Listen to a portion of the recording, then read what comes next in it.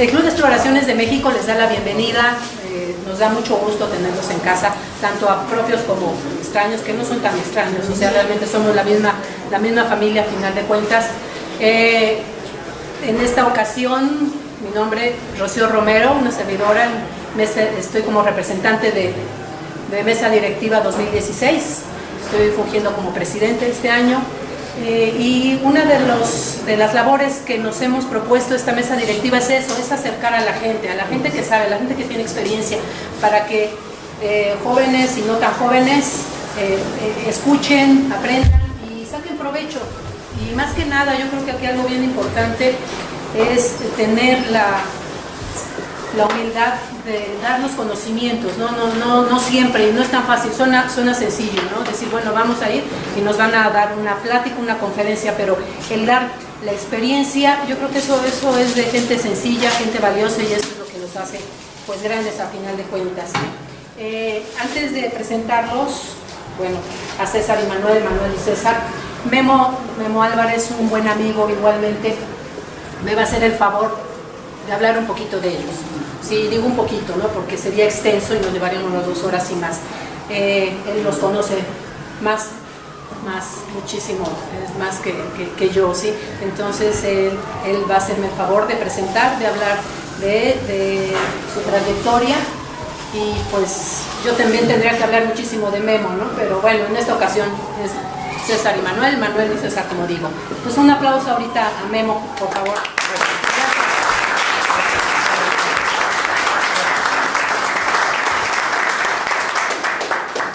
Pues miren qué labor, llegué a tiempo. Es un placer, es un honor estar aquí con ustedes en el Club de Exploraciones de México. Para mí siempre es un gusto porque, bueno, como lo he dicho en otras ocasiones, es en los lugares donde nos dejan hablar, en la casa no siempre.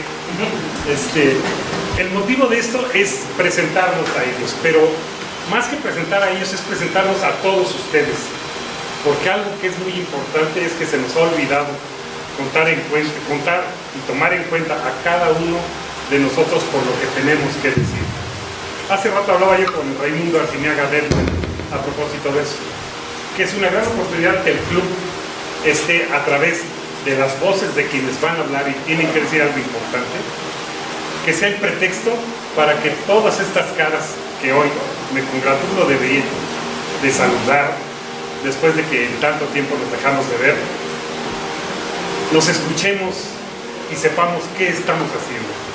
Entonces, pues, para mí es un honor, y aquí estoy para presentar a César y a Manuel, que a Manuel y a César igualmente, bueno, pues no están para saberlo, pero los conozco casi desde que nacieron, en montaña sobre todo, en montaña, de que hicimos ascensiones juntos desde hace pues algo más de 40 años, que hemos subido a las montañas, hemos escalado roca, ellos por supuesto mucho más que yo. Yo soy un rockero, digamos, yo me clasifico como rockero de rutas clásicas, comunes, con cierto grado y en escalada mixta. Para mí siempre fue un gusto escalar una roca con hielo. Y hemos tenido oportunidad de compartir algunas con César en las inescalables, otras con Manuel en la pared del Torrillo, que es muy poco visitada esa pared. Esa pared que fue para mí mi gran formación para escalar en otros lugares, y que después de ver la trayectoria de que desde el año 79, por ejemplo, fueron a Yosemite y se trajeron muy buenas vías, la noroccidental me parece que es del Half Dome, después muchas otras, de muchas vías de Yosemite, y que después de toda esa trayectoria, aquí están todos ustedes para ese intercambio y ese conocimiento de muchas cosas que inclusive yo desconozco de César y de Manuel. Muchas vías de fuertes grados de dificultad, y que si no es por esta oportunidad nos vamos a quedar sin escuchar, porque hay un festival que se organiza y que hablan personas con nombres que suenan mucho y que a veces no son tan claros o tan derechos para hablar y para decir lo que tienen que decir, ni son tan completos. El Exploraciones de México se está tomando esa tarea de reunir esas voces que aparentemente no se escuchan, pero que tienen mucho que decirles a ustedes. Entonces, pues los dejo en manos de César y de Manuel para que les platiquen sus experiencias desde la Coconetla hasta Yosemite. ¿Está bien? Muchas gracias.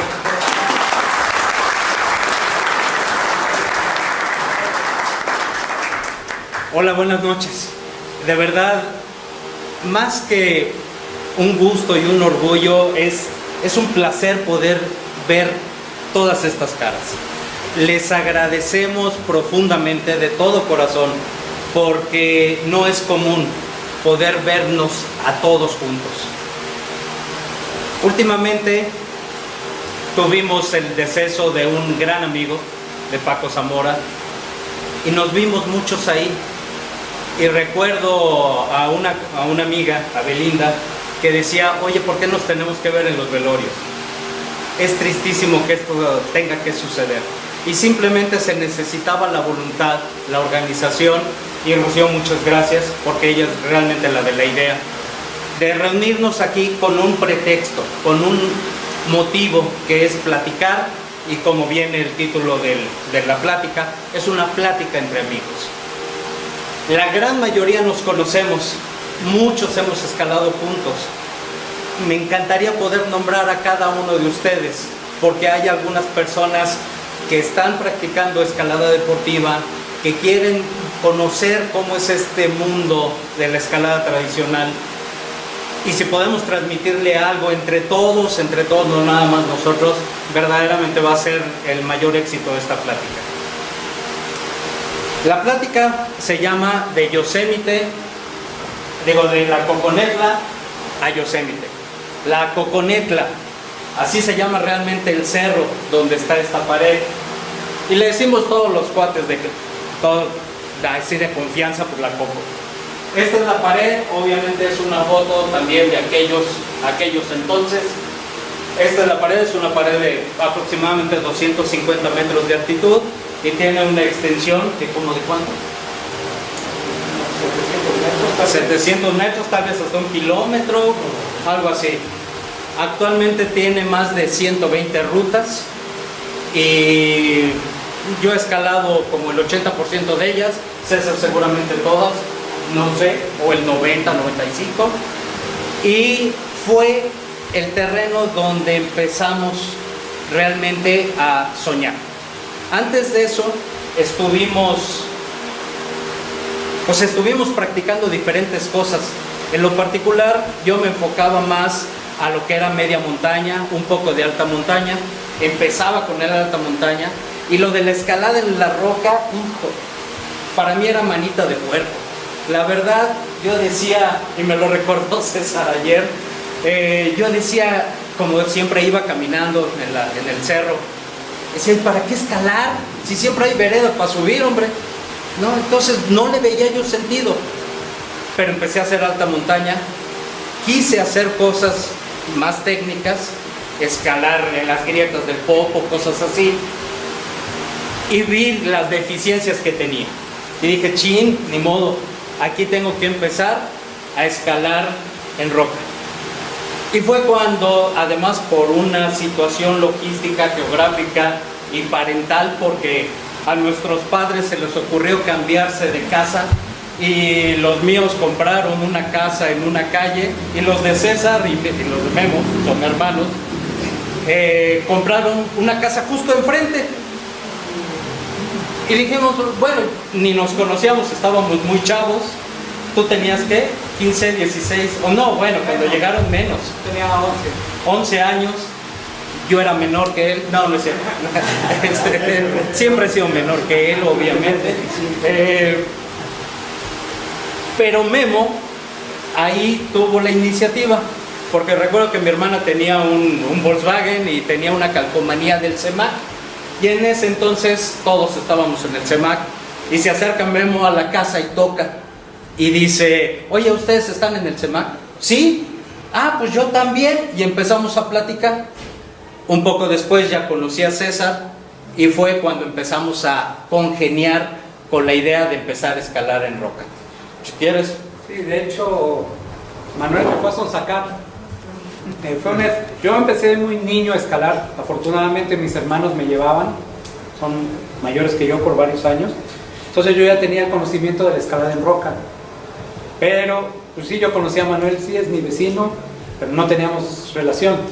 Él lo veía salir a jugar, yo a veces coincidía, pero cada quien andaba en lo suyo.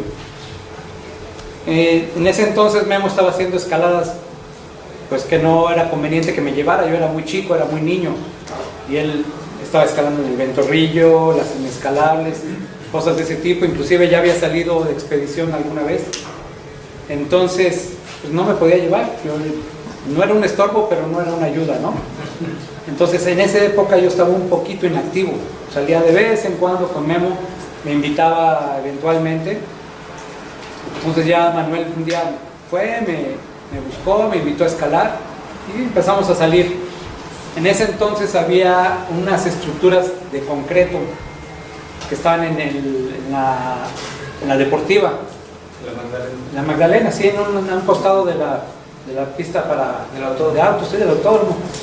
Y pues eran unas columnas básicamente de concreto con algunos clavos ahí ya instalados previamente. Entonces ahí empezamos a ir un poco, dijimos, bueno, pues esto está muy aburrido, esto no nos gusta, ¿no? Esto no es roca. Empezamos a ir a Chiquihuite, pero en ese entonces empezaba a escalar ya más en la Coconetla. Bueno, ya tenía algunos años que se había empezado a escalar las fisuras, que antes no era común. Una fisura equivalía a subirla escalando con clavijas y de una manera que en ese entonces, digamos, iba ya medio de salida, que era la técnica de subir como fuera, no importaba, había que subir, aunque fuera jalándose del equipo, los clavos, meter clavijas, lo que se requiriera. Inclusive, por ahí todavía yo alguna vez vi cuñas de madera en la Coconetla, ¿no? O sea que ese equipo era muy, muy, muy viejo. Entonces, nos tocó un momento para mí muy importante y muy interesante, porque hubo un cambio en la escalada. Fue cuando aparecieron los stoppers, los excéntricos, y la llamada en Estados Unidos clean climbing, que era escalar sin jalarse del equipo. El equipo es únicamente en caso de caída. Entonces decíamos, bueno, sí, en teoría sabemos cómo se pone, pero ¿le confías? ¿Tú te caerías? Entonces lo que hacíamos, aunque sabíamos cómo se colocaba, decíamos, bueno, vas, punteale. Poníamos una pieza, nos bajábamos un poquito, el que iba de puntero, la jalábamos entre los dos, a ver si de veras nos sujetaba, ¿no? No teníamos esa confianza todavía. O sea, teníamos el conocimiento y sabíamos que iba a ser resistente, pero no estábamos seguros, no teníamos esa seguridad. En ese entonces todavía era muy raro o no era común caerse. Caerse era el último recurso, era porque se rompió la roca, pues definitivamente estaba muy difícil la escalada. Entonces esa corriente fue la que nos atrapó.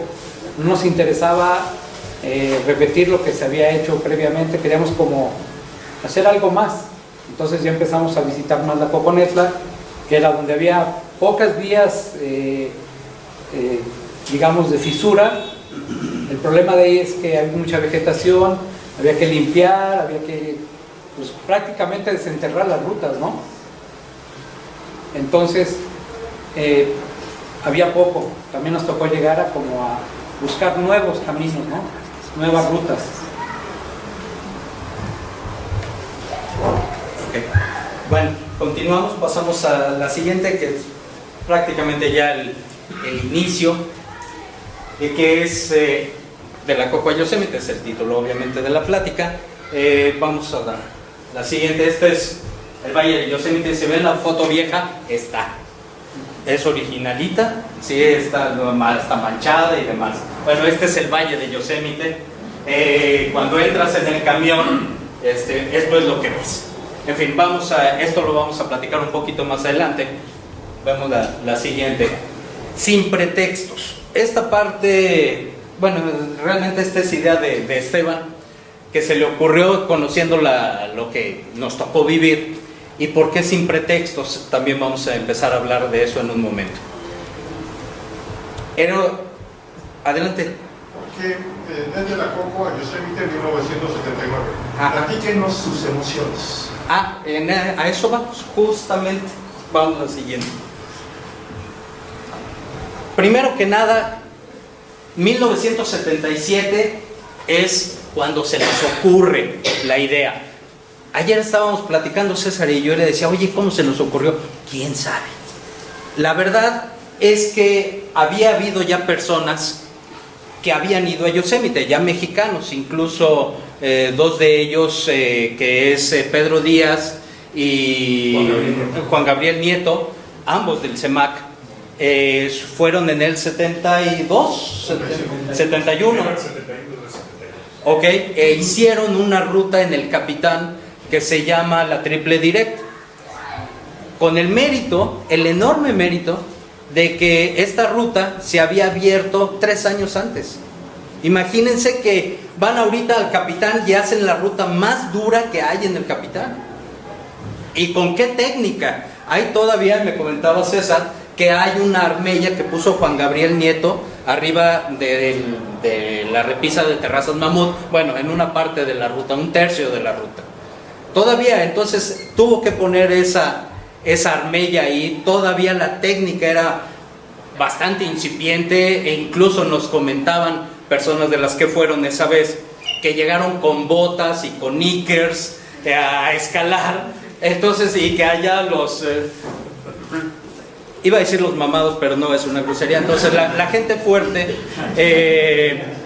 se reía de ellos y decían, a ver, chavos, vénganse para acá, los vamos a empezar a jalar, a enseñarles cómo es la técnica realmente nueva, el clean climbing que habla César. Y fue, bueno, pues a quitarse las botas. Estos son los tenis de escalada, este es el equipo nuevo, ahorita vamos a hablar también sobre el equipo, y a ponerle sus arrastrones y a empezar con técnicas que todavía algunos de nosotros utilizamos para enseñar a nuestros alumnos, como era la ley de la hebra o la ley de los 5 segundos. Es decir, que si ibas de segundo y decías, oye, ténsame porque me estoy cayendo, entonces le dabas 1 metro o 2 metros de cuerda y se le quitaba el vicio a la gente de decir ténsame. No sé por qué, pero bueno, eso ocurría. Y la ley de los 5 segundos es que cuando te caes tienes 5 segundos para restablecerte en la posición. Si no te restableces en la posición, te empiezan a bajar y como que se corrigen ciertos vicios de estarse colgando. Bueno, es también obviamente como nos tocó a nosotros aprender esas técnicas, si bien no de manera directa, conocíamos esto y lo que platicaba César, que nosotros nos subíamos, poníamos una pieza para protegernos, desescalábamos y desde abajo nos colgábamos los dos, porque la verdad nos daba terror, no sabíamos qué iba a pasar. Varias veces se nos zafó alguna de las protecciones, pero bueno, esa es otra historia. ¿Cómo surge la idea? Simplemente por esta influencia. Recuerdo que después del CEMAC todos los miércoles se reunían en un café, en un Tops, todos los que nosotros veíamos que ya eran pues grandes escaladores, ya eran como las vacas sagradas, ¿no? A esos había que rendirles pleitesía, y los oíamos hablar, y hablaban del valle, hablaban de Europa, hablaban de varias cosas, pero esta influencia de lo del valle, de las nuevas técnicas, de las nuevas tendencias, era realmente lo que a nosotros nos emocionó. Y de ahí se nos ocurrió, César tenía en esa época 16 años, yo 19, no hagan cuentas, no importa, de 58, 55 ya les ahorré trabajo. Se nos ocurre pensar, vamos a Yosemite, así con esa inocencia, con esa ignorancia, simplemente vamos a Yosemite. ¿Y qué vamos a hacer? Pues quién sabe. ¿Qué hay allá? Pues quién sabe, vamos a buscar una guía. Nos conseguimos una guía que creo que era de Gustavo, sí, y que nos la prestaste, la fotocopiamos y de ahí empezamos a ver y empezamos a soñar. Sí, pero no fue tan sencillo. Ya habíamos recurrido a alguien más para información y nos fue negada, porque no estábamos a la altura de esas personas, ¿no? No habían hecho nada, pero bueno, nos juzgaban. En fin, eso no nos limitó. Bueno, el comentario fue, ustedes están muy chavos, primero escalen 5-8. Exactamente. Sí. Y yo me acuerdo, aunque parece ser que no, que hasta nos rompieron la guía, bueno, la hojita que llevábamos para la información. Sí, la cuestión está en que pues eso no nos limitó en lo más mínimo. Fue nada más un un distractor momentáneo y no pasó nada. El problema en ese entonces es que la guía que existía con mapas, con topos, como les llamamos, era como un cuaderno tamaño profesional que no tenía 100 hojas, tenía muchas menos. Había muy pocas rutas ahí indicadas. Traía lo más importante, que era el grado y qué equipo se requería. Y lógicamente qué tan grande era esa escalada. Pero había otra guía que era más pequeña, era un pequeño libro. Hablábamos muy poco inglés, lo entendíamos muy difícilmente. Entonces había que leer, interpretar. En algunos casos sí coincidía que en la guía escrita venía la ruta del topo, entonces podíamos como cruzar referencias y saber a dónde íbamos o qué íbamos a hacer. Pero llegaba un momento en que decíamos, bueno, ¿y esto qué significa o esto qué es? Entonces sí fue una cuestión un poquito desgastante en ese aspecto porque teníamos esa carencia, pero ni eso nos limitó a seguir adelante, ¿no? Curiosamente, sí, perdón. No, que continuamos con... Sí, curiosamente seguimos entrenando, tratábamos de tener la información por lo menos para saber qué podíamos hacer, tener una idea. Sin un objetivo pues no se puede hacer nada, ¿no? Hay que tener un objetivo para empezar. Ya lo teníamos, lo que no teníamos era dinero. Nada, sí, cero. Los dos éramos estudiantes y la verdad, lo único que pensamos era escalar. La escuela era una cosa secundaria, era algo que nos distraía. Pero bueno, también es necesario ir a la escuela, ¿verdad? Y Manuel tenía la ventaja que él ya había de alguna manera entrado a trabajar como becario en el IMP y yo seguía siendo hijo de familia y pues realmente a mi papá no le gustaba mucho la idea de que escaláramos, ¿verdad? Porque escaláramos porque éramos varios en la familia que lo practicábamos, ¿no? Entonces era también otra cuestión que había que ir en contra de eso, ¿no? Pero bueno, tampoco eso me limitó. El objetivo era claro, íbamos a ir. ¿Cómo lo íbamos a hacer? Todavía no sabíamos, pero la idea seguía. Cuando surge la idea, cuando nos vamos, transcurre 1 año y medio. Y ya que habíamos decidido que íbamos a ir a Yosemite y más o menos tenido información de qué se podía hacer allá, entonces empezamos a pensar, pues sí, ¿cómo le hacemos?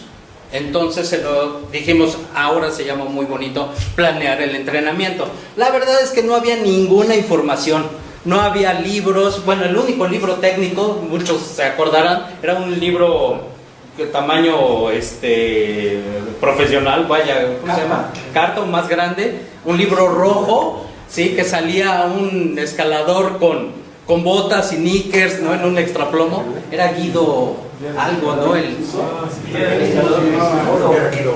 Guido, exacto. Y todavía, ¿mandé?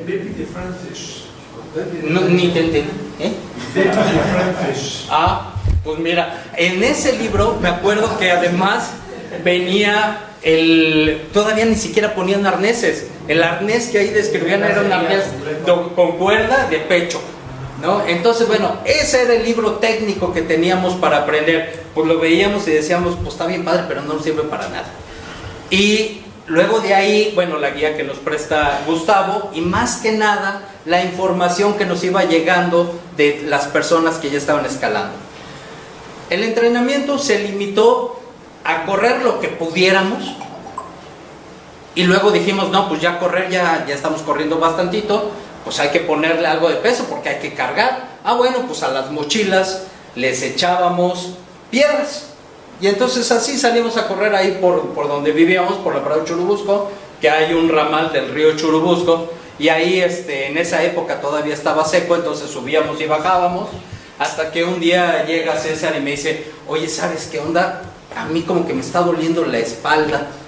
Le dije, pues, ¿qué traerás? Y se levanta, ¿no? Unas llagas en la espalda, por ser que la mochila le había estado dando y dando y dando. Y eso era, y luego haciendo barras con la mochila puesta y abdominales, pues ese era el entrenamiento, esa era la información que teníamos y eso era lo que hacíamos en la medida de lo que cada quien podía. La siguiente. El material de escalada. Bueno, César aquí les va a platicar. Yo nada más les voy a enseñar. Teníamos la ventaja que el equipo moderno en ese entonces consistía en los stoppers. Y los Espérame. stoppers son básicamente una forma trapezoidal. Ah, bueno, y rectos. Sí, no había curvos, obviamente. Si se dan cuenta son rectas. Los de la actualidad son curvos, funcionan más como ni siquiera una leva. Los excéntricos Que los van pasando. son piezas hexagonales irregulares, pero tienen una proporción en la que cada pieza equivalía a 3 tamaños diferentes. Entonces cubría un rango bastante amplio por su tamaño. Lógicamente había unas muy pequeñitas, la más grande que era la del número 11, aproximadamente el tamaño de un puño.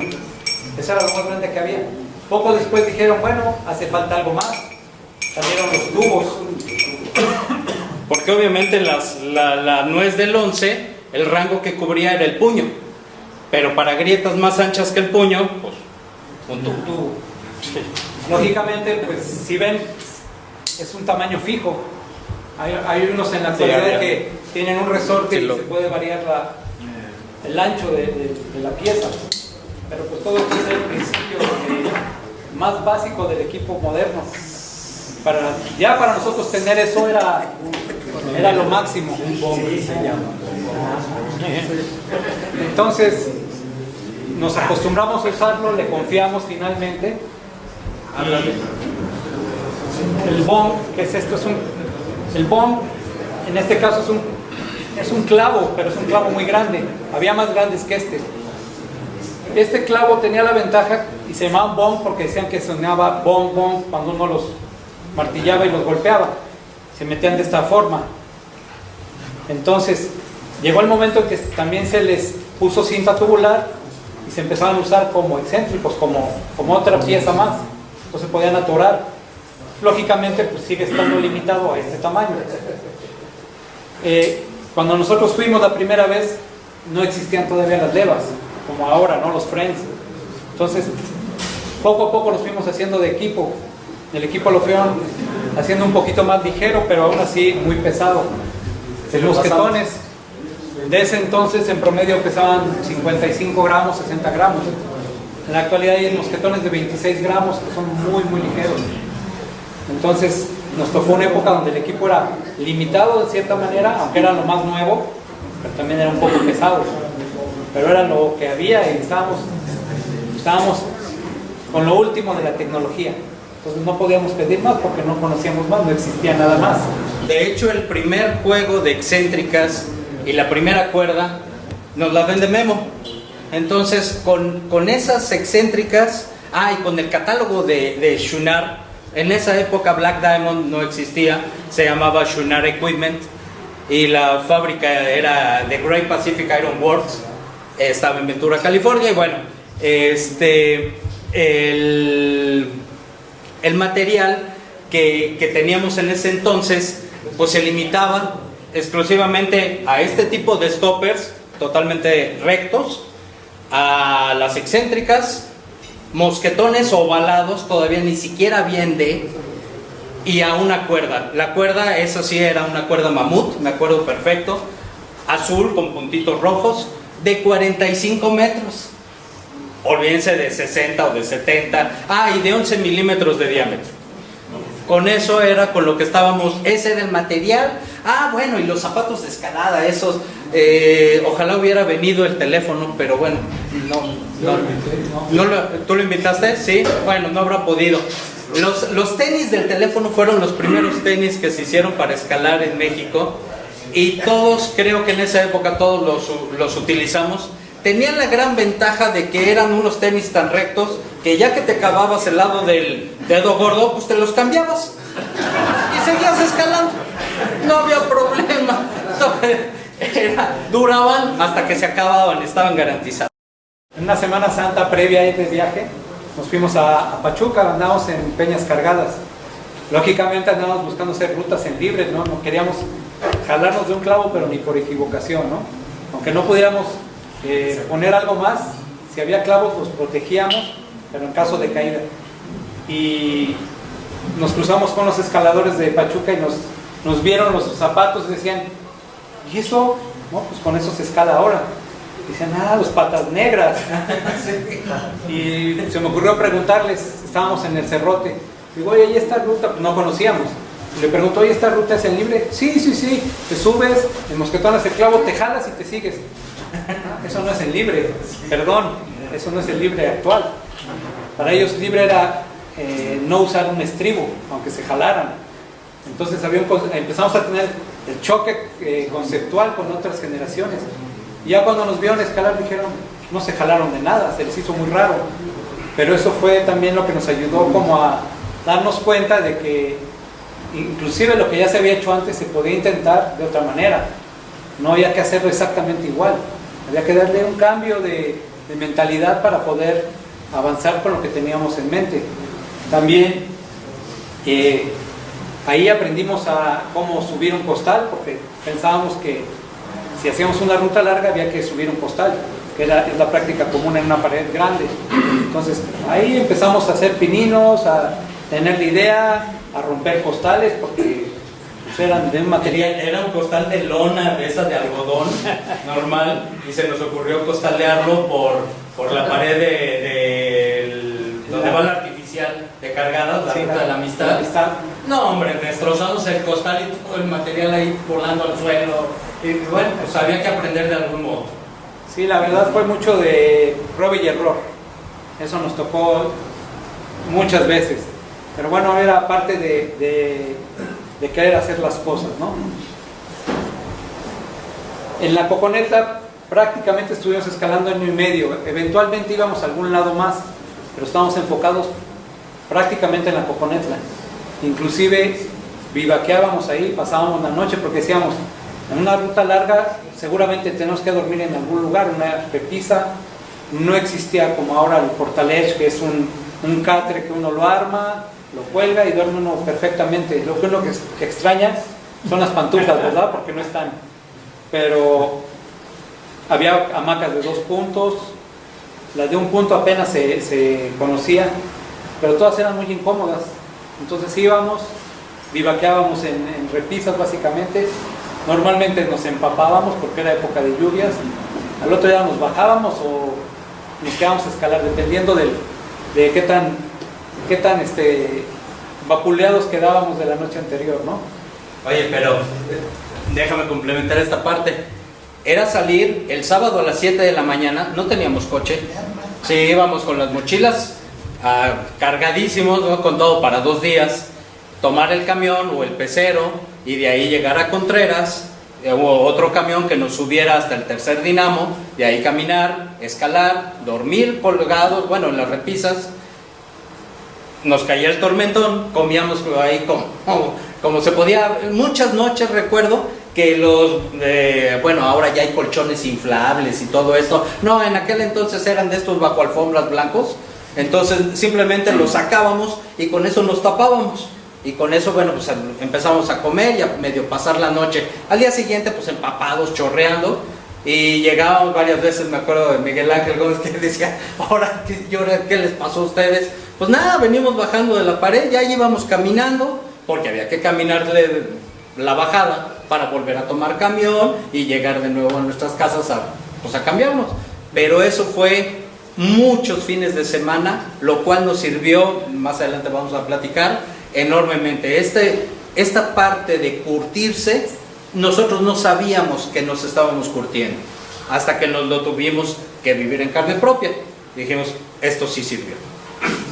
Curiosamente, en la actualidad hay quien todavía recurre a esa práctica. En algunos cursos todavía los llevan a por lo menos pasar un vivac cuando culminan su curso de escalada. Y bueno, puede ser que este haya sido el antecedente, no lo sé. Yo creo que sí. Lo curioso es que sigue habiendo masoquistas, ¿verdad?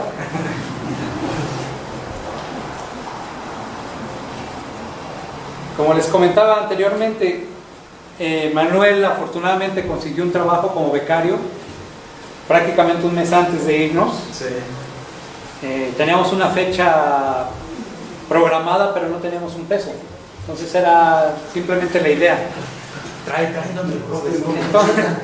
Entonces, yo tuve la fortuna de que mis hermanos me apoyaban, mi hermano Jesús y mi hermano Guillermo. Entonces, entre los dos, alguien, no recuerdo bien quién me obsequió el boleto de avión, el otro me obsequió dinero, más lo que había juntado Manuel. Y poco antes de irnos, ya empezamos a platicar del plan, porque normalmente lo teníamos nada más entre nosotros.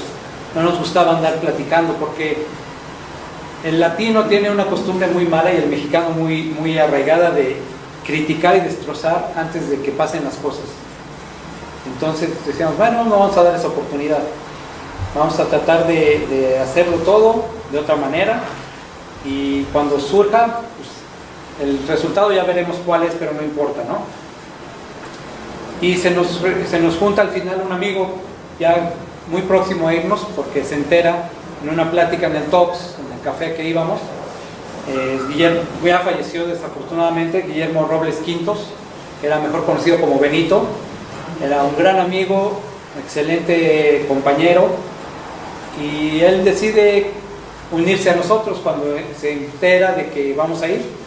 Y dice, ¿cuándo se van, no?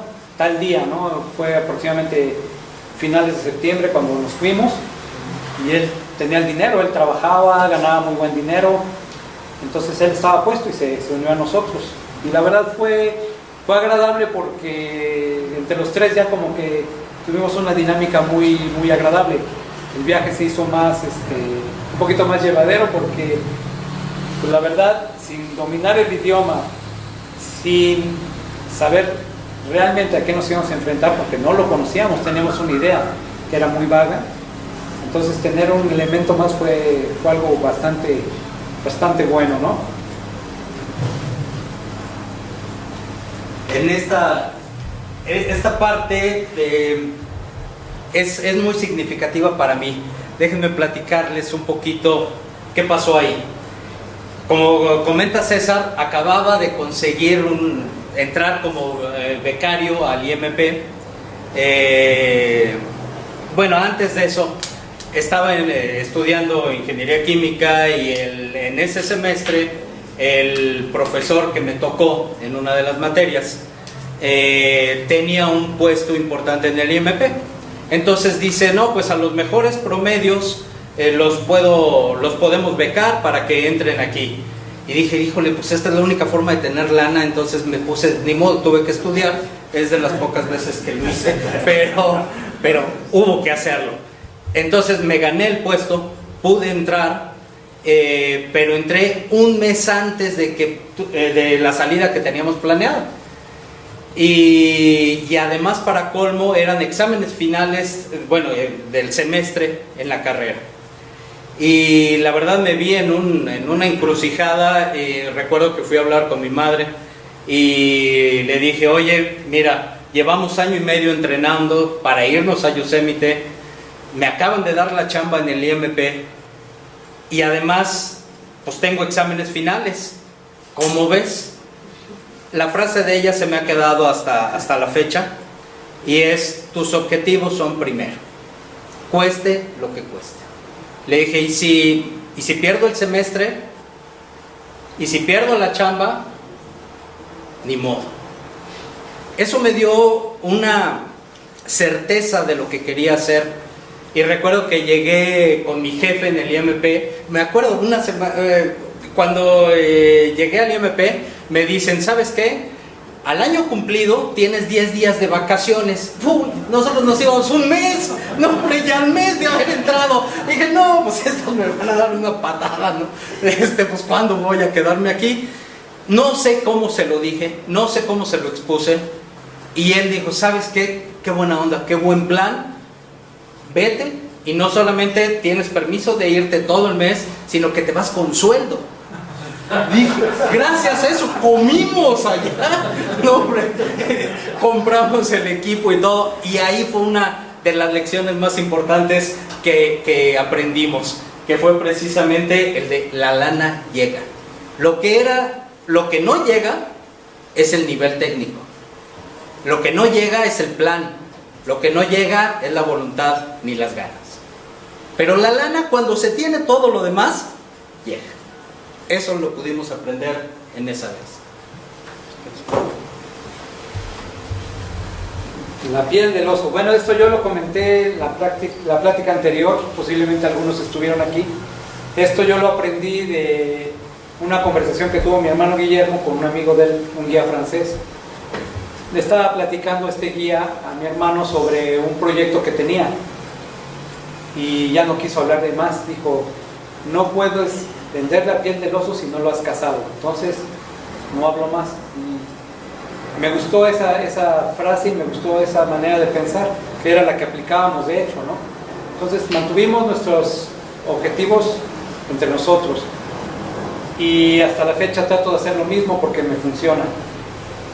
Prefiero regresar con algo hecho que andar haciendo propaganda de algo que no existe, es un simple plan. Prefiero enfocarme en lograrlo que en estar publicitándolo. Con eso no se gana nada, y si de pilón no lo hace uno, las críticas son todavía más ácidas y más severas. Entonces es algo que al menos yo lo sigo practicando y me gusta, y ya es algo muy común. En tu caso no sé cómo haya sido, pero... Sí, no, es igual y sigue siendo hasta la fecha. Sí, es decir, sí, podemos ir a tal cosa, pero no, vaya, puedo ir a Yosemite, sí. ¿Qué vas a hacer? Ah, bueno, pues a ver, escalar, ¿no? Sí, pero hasta ahí. En función de lo que puedes lograr, entonces ya platicas. Pero antes no, y ahora es muy del Facebook, pero no, sigue siendo mucho mi afición. Si quieres vemos la siguiente. Ok, y la siguiente. Está padre la foto, ¿no? Sí. Bueno, cuando llegas ahí, se te caen los calzones.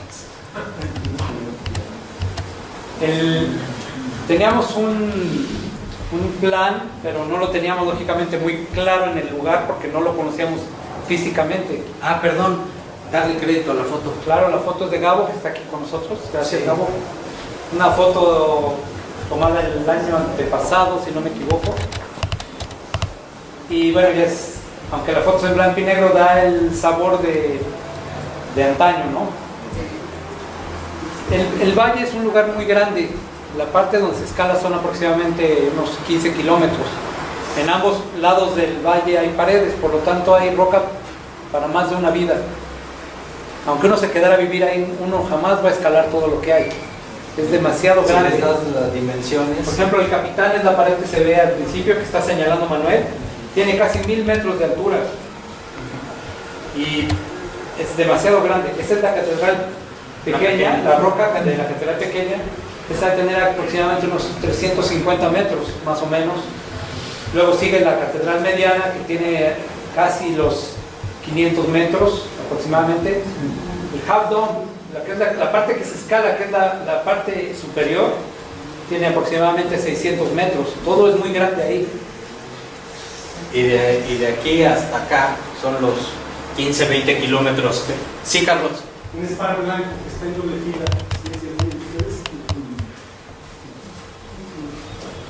¿Un Spar blanco? No. No es un march. Gracias.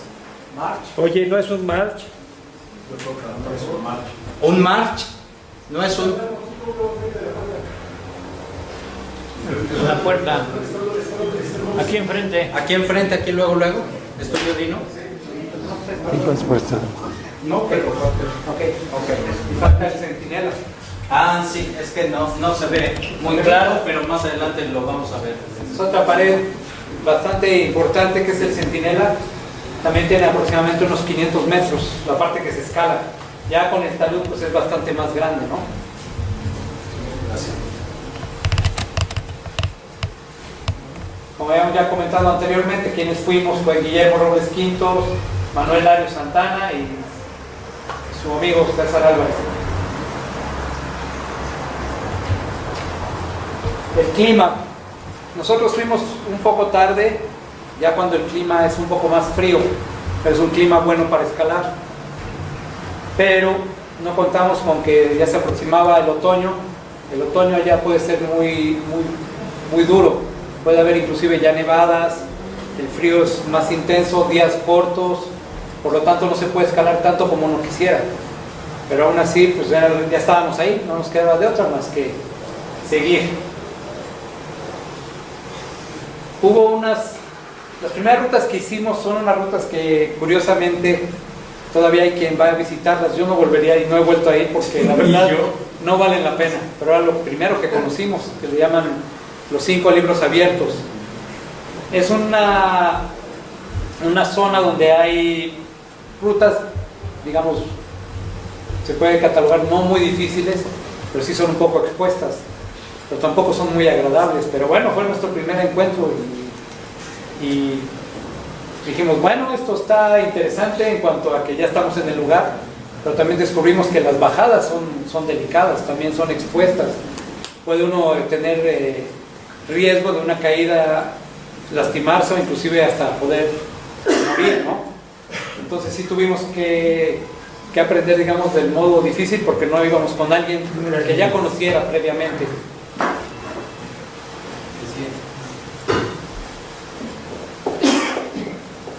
El campo 4 es el campamento donde normalmente llegan todos los escaladores. Es un lugar donde uno puede escuchar conversaciones en muchos idiomas porque hay gente prácticamente de todo el mundo. Puede haber japoneses, coreanos, ahora ya empieza a haber algo de chinos. Y muchos olores. Ah, no. Sí. Los españoles. Es fácil saber quién es español. Bien fácil, porque algunos europeos. Es un lugar donde uno forja también amistades, conoce gente de otro lado. Tenemos mucho en común muchas veces, a veces no. A veces hay gente que llega ahí porque dice, pues es que está de moda. Pero curiosamente no tienen un objetivo, llegan y finalmente no hacen gran cosa, ¿no? Este lugar afortunadamente ya está conservado por el gobierno de Estados Unidos. Pensaban usarlo para hacer casas de habitación para empleados del parque. Hubo un pleito legal muy fuerte, afortunadamente los escaladores ganaron, o ganamos, me puedo incluir porque es un lugar al que yo sigo yendo cada que puedo. Y si se dan cuenta, esta foto es más o menos de esa época. Las principales tiendas que se ven son de 2 aguas, por ahí anda un domo. No era común ver tiendas de domo, no existían, eran el principio apenas de ese tipo de tiendas. En este lugar han pasado prácticamente los mejores escaladores del mundo. Todo el extranjero que ha ido a Yosemite prácticamente ha acampado ahí, o algunas veces hasta se ha pirateado las noches ahí. Esa es una práctica común, desgraciadamente, por la limitación del tiempo que puede permanecer uno ahí de una manera legal. Pero bueno, si uno quiere escalar, tiene uno que buscar el cómo.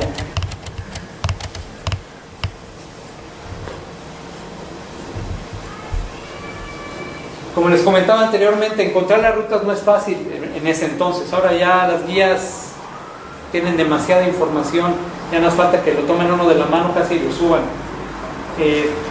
Trae grado, equipo, qué pieza poner, dónde ponerla.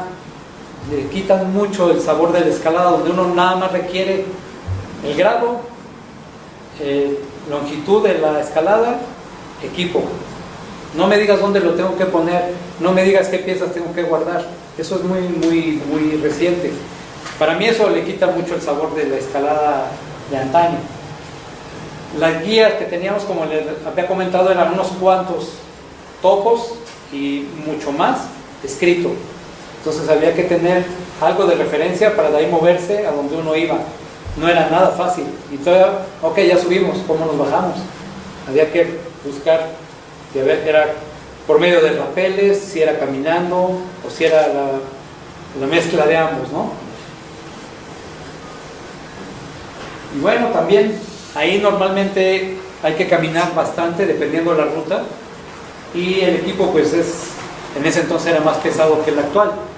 Entonces se acostumbra uno a llevar mochila más o menos pesada. No es igual que una mochila de alta montaña, lógicamente, pero sí lleva uno bastantes fierros. Afortunadamente ya eso ya ha cambiado, ¿no? Ya es muy diferente. Ya después de unos días de haber hecho algunas escaladas pequeñas, ya nos estábamos aclimatando al granito. Era un tipo de roca que no conocíamos, era la primera vez que teníamos contacto con el granito. Es una textura bien diferente, es algo que no conocíamos, era una sensación totalmente diferente. Teníamos la ventaja de que sabíamos usar el equipo de manera adecuada, eso ya no nos preocupaba, ya lo dominábamos. Entonces Benito y yo decidimos intentar el centinela. Acordé con Manuel que posteriormente haríamos otra escalada. Para poder ir rápido preferíamos que fuera una acordada de 2 personas únicamente. Entonces así fue como llegamos al acuerdo. En el centinela la ruta que elegimos fue la ruta que se llama Estexalate. Fue la primera ruta que tuvo el centinela. Esa ruta fue abierta alrededor de los años 50 más o menos, un poquito después tal vez, por un escalador joven que era Allen Steck y John Salate, que era un escalador suizo viejo, que en ese entonces él, viejo para la época, digamos, porque no era, pues tenía 50 años cuando él la escaló. Entonces fue la combinación del empuje de la juventud y la experiencia de un escalador muy reconocido, muy respetado.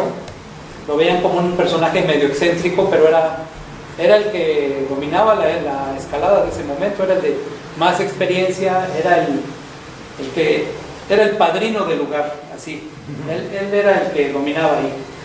Entonces la ruta, tuvimos un problema. Originalmente la ruta asciende caminando por esta rampa, llega uno haciendo travesías y aquí empieza la ruta más o menos.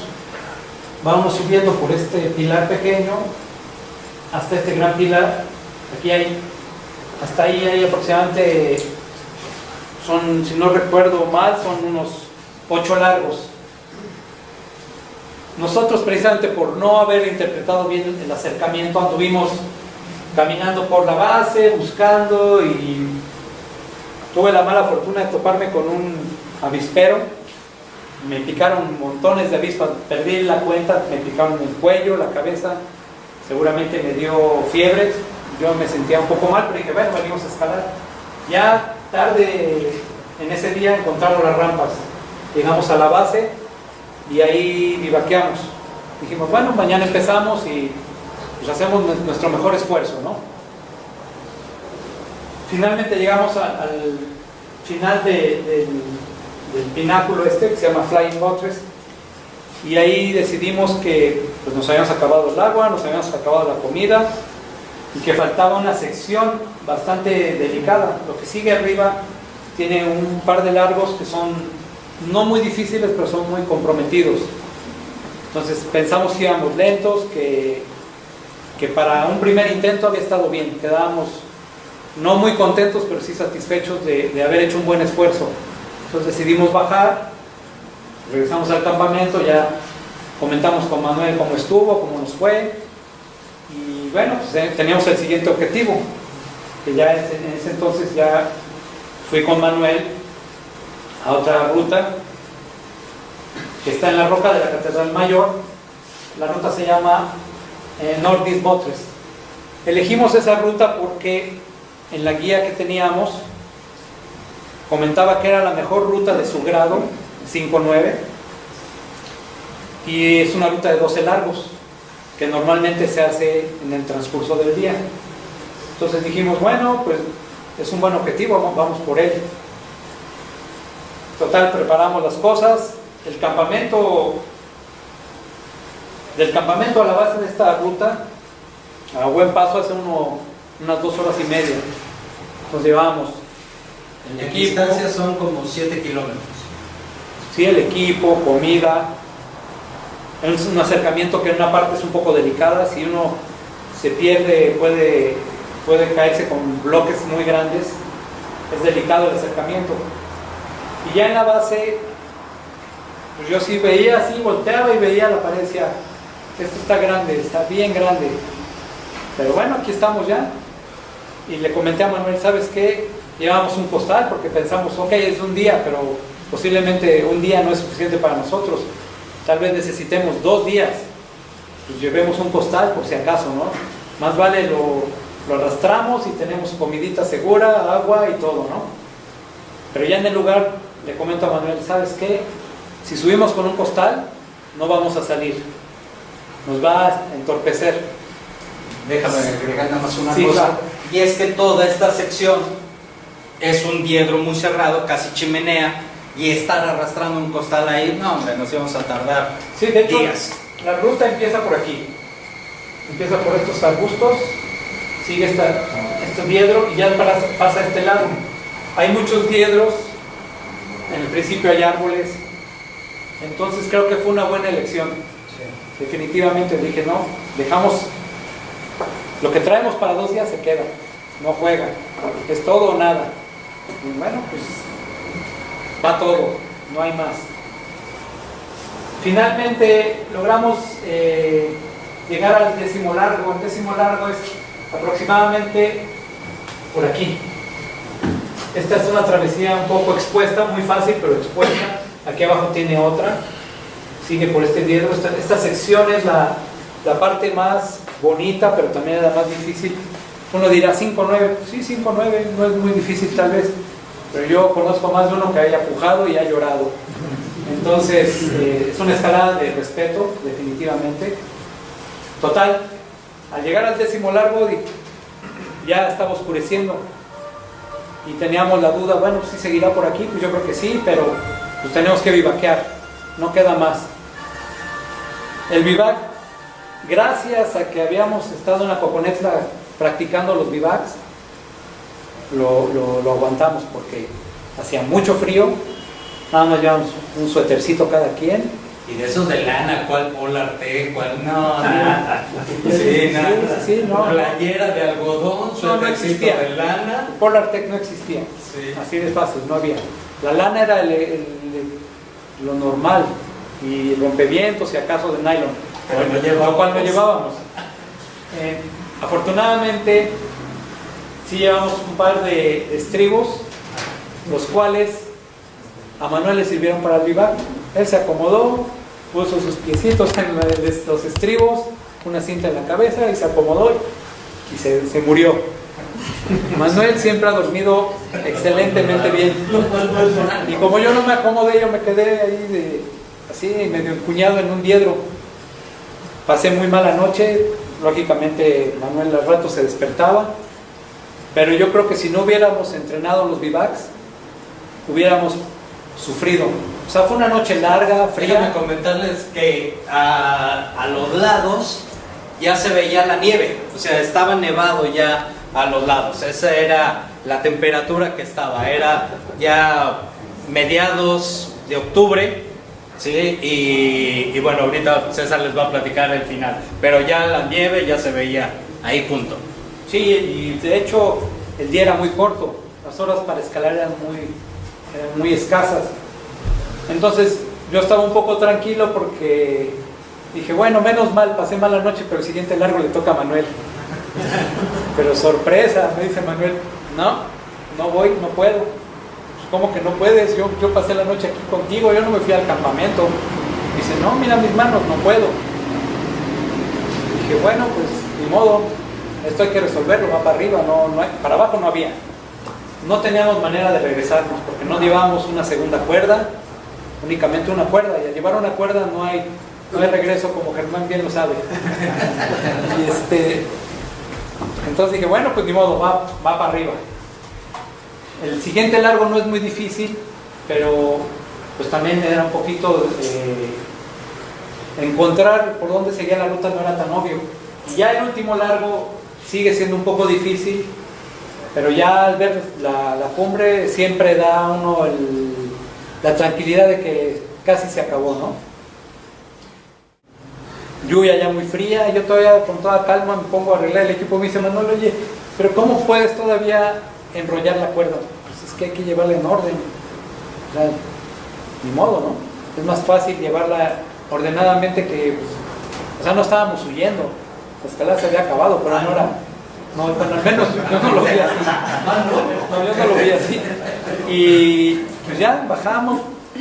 Por fortuna la bajada ya es caminando, ya no hay que hacer ni un rappel siquiera, todo es caminando.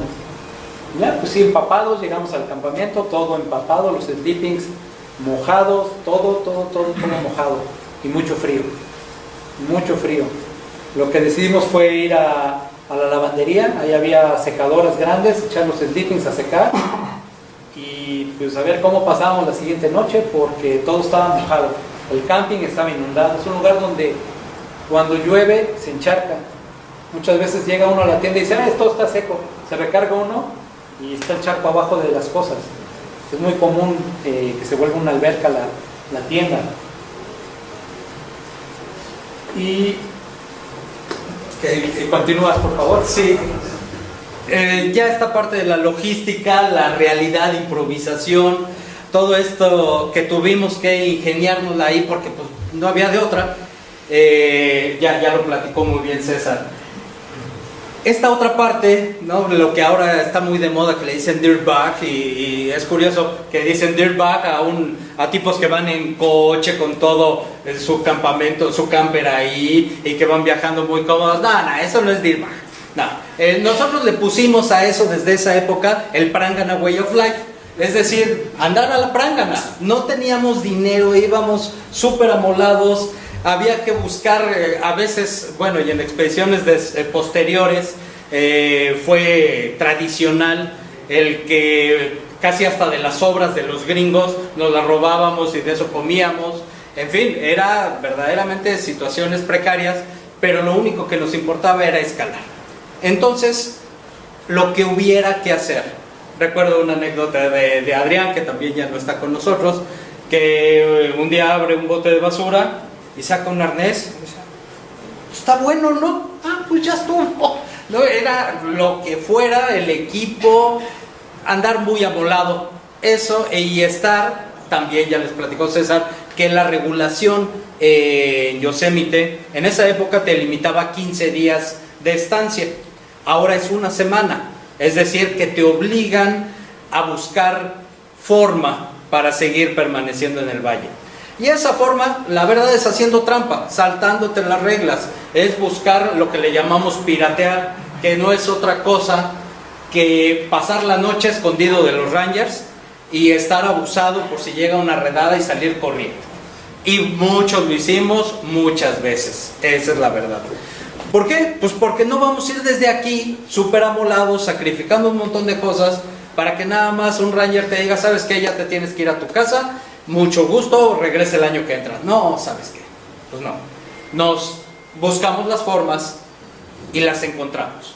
Y las formas pues eran esas, escondernos de los Rangers, no siempre estar con un perfil bajo. Obviamente Germán jamás pudo hacer eso, pues siempre barría a todos en el entrenamiento, pero todos los demás pues sí manteníamos ese perfil bajo para que los Rangers no nos estuvieran cazando.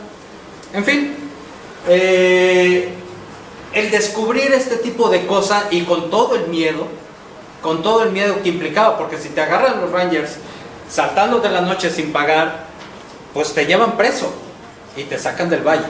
Y bueno, llevarte preso y tener antecedentes, en fin, todos pueden saber las consecuencias de esto. Este estilo de vida es necesario hacerlo si quieres estar escalando allá.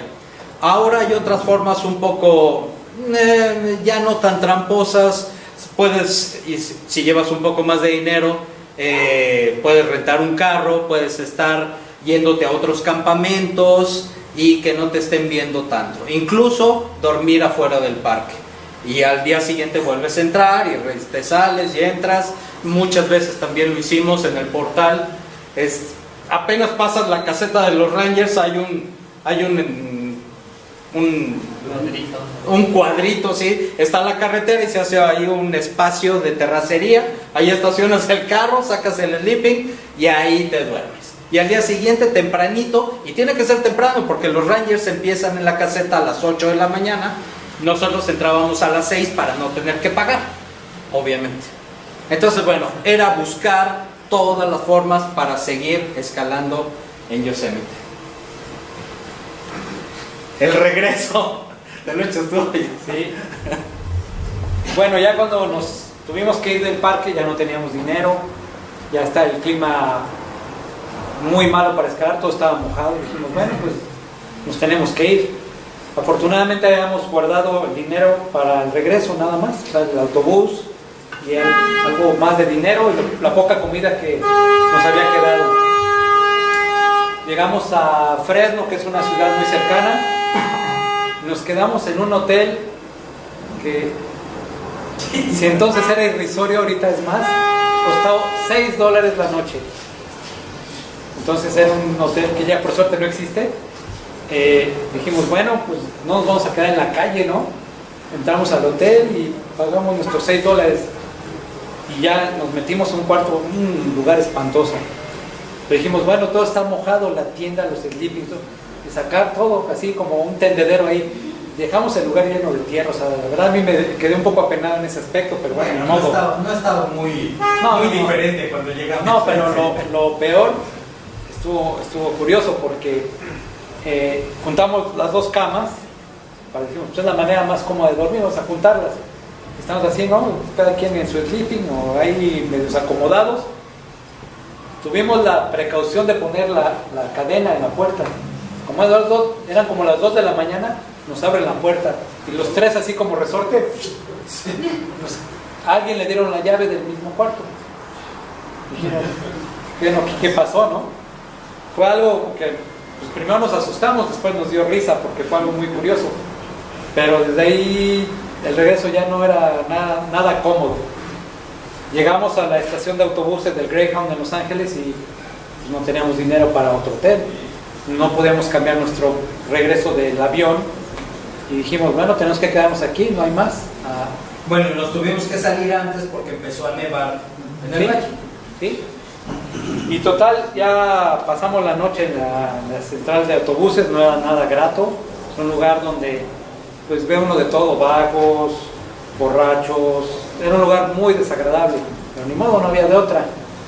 Total, ya por fin nos vamos al aeropuerto y con ese $1.20 que sobraban, afortunadamente encontré un paisano en una tiendita de comida del aeropuerto y dije, pues no alcanza, pero casi llegamos a lo que costaba una rebanada de pie. Y le digo, oye, traigo $1.20, ¿me puedes vender el pie? Sí, claro. O sea, se apiadó de mí, ¿no? Ya llegué con Manuel y con Benito, miren, pues aquí está un pie, a compartirlo, ¿no? Nos habían sobrado unas cuantas galletas, crema de cacahuate, era lo que comíamos. Galletitas con crema de cacahuate y un cachito de pie. Básicamente así fue como subsistimos al final y pues fue aventura. Nunca más volví a viajar así, por suerte. Tuve la precaución de que eso no sucediera. Pero bueno, por primera experiencia fue algo bueno. No me puedo quejar y lo volvería a hacer con todo gusto. Lo que tenemos, obviamente hubo una serie de aprendizajes enormes, tanto en técnica, en logística, en experiencia, en fin, sería muy largo enumerar todas las cosas que se pudieron aprender en esta expedición, pero hay 3 puntos fundamentales que se nos quedaron grabados y esto es lo que queremos transmitirles a modo como de resumen de esta experiencia. El primero, ya se platicó, la lana llega. No, recuerdo perfectamente como muchos de nuestros amigos también pensaban en ir a Yosemite y lo primero que decían es que no tenemos dinero. No, el dinero no es la limitante. El dinero simplemente es un medio para conseguirlo, pero si no se tiene todo lo demás, no importa que tengas el dinero, no vas a ir a hacer nada.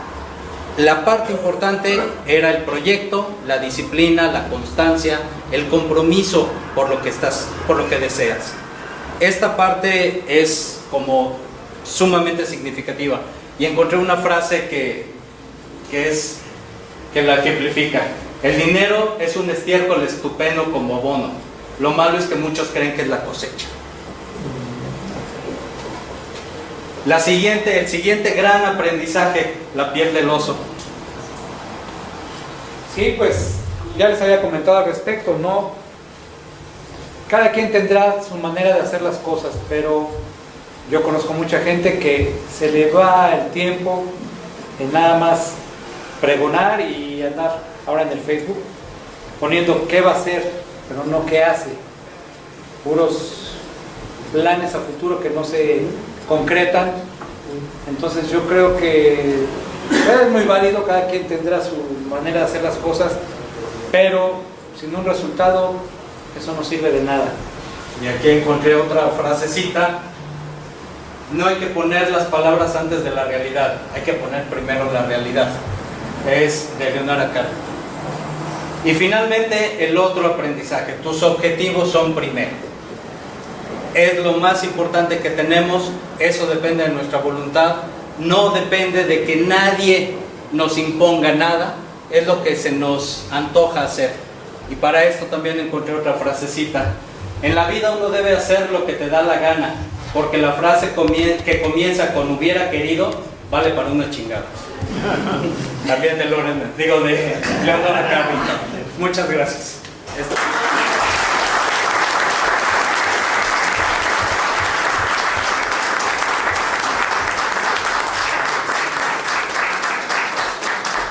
Yo tengo un montón de preguntas.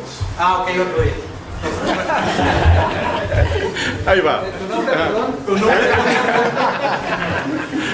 Primero, ya oímos a nuestros amigos, ¿sí? Pero yo no oí las emociones que sintieron cuando son de los primeros que llegan al valle. Nada más que se les caen los calzones y ya. Ajá. Y después, ajá,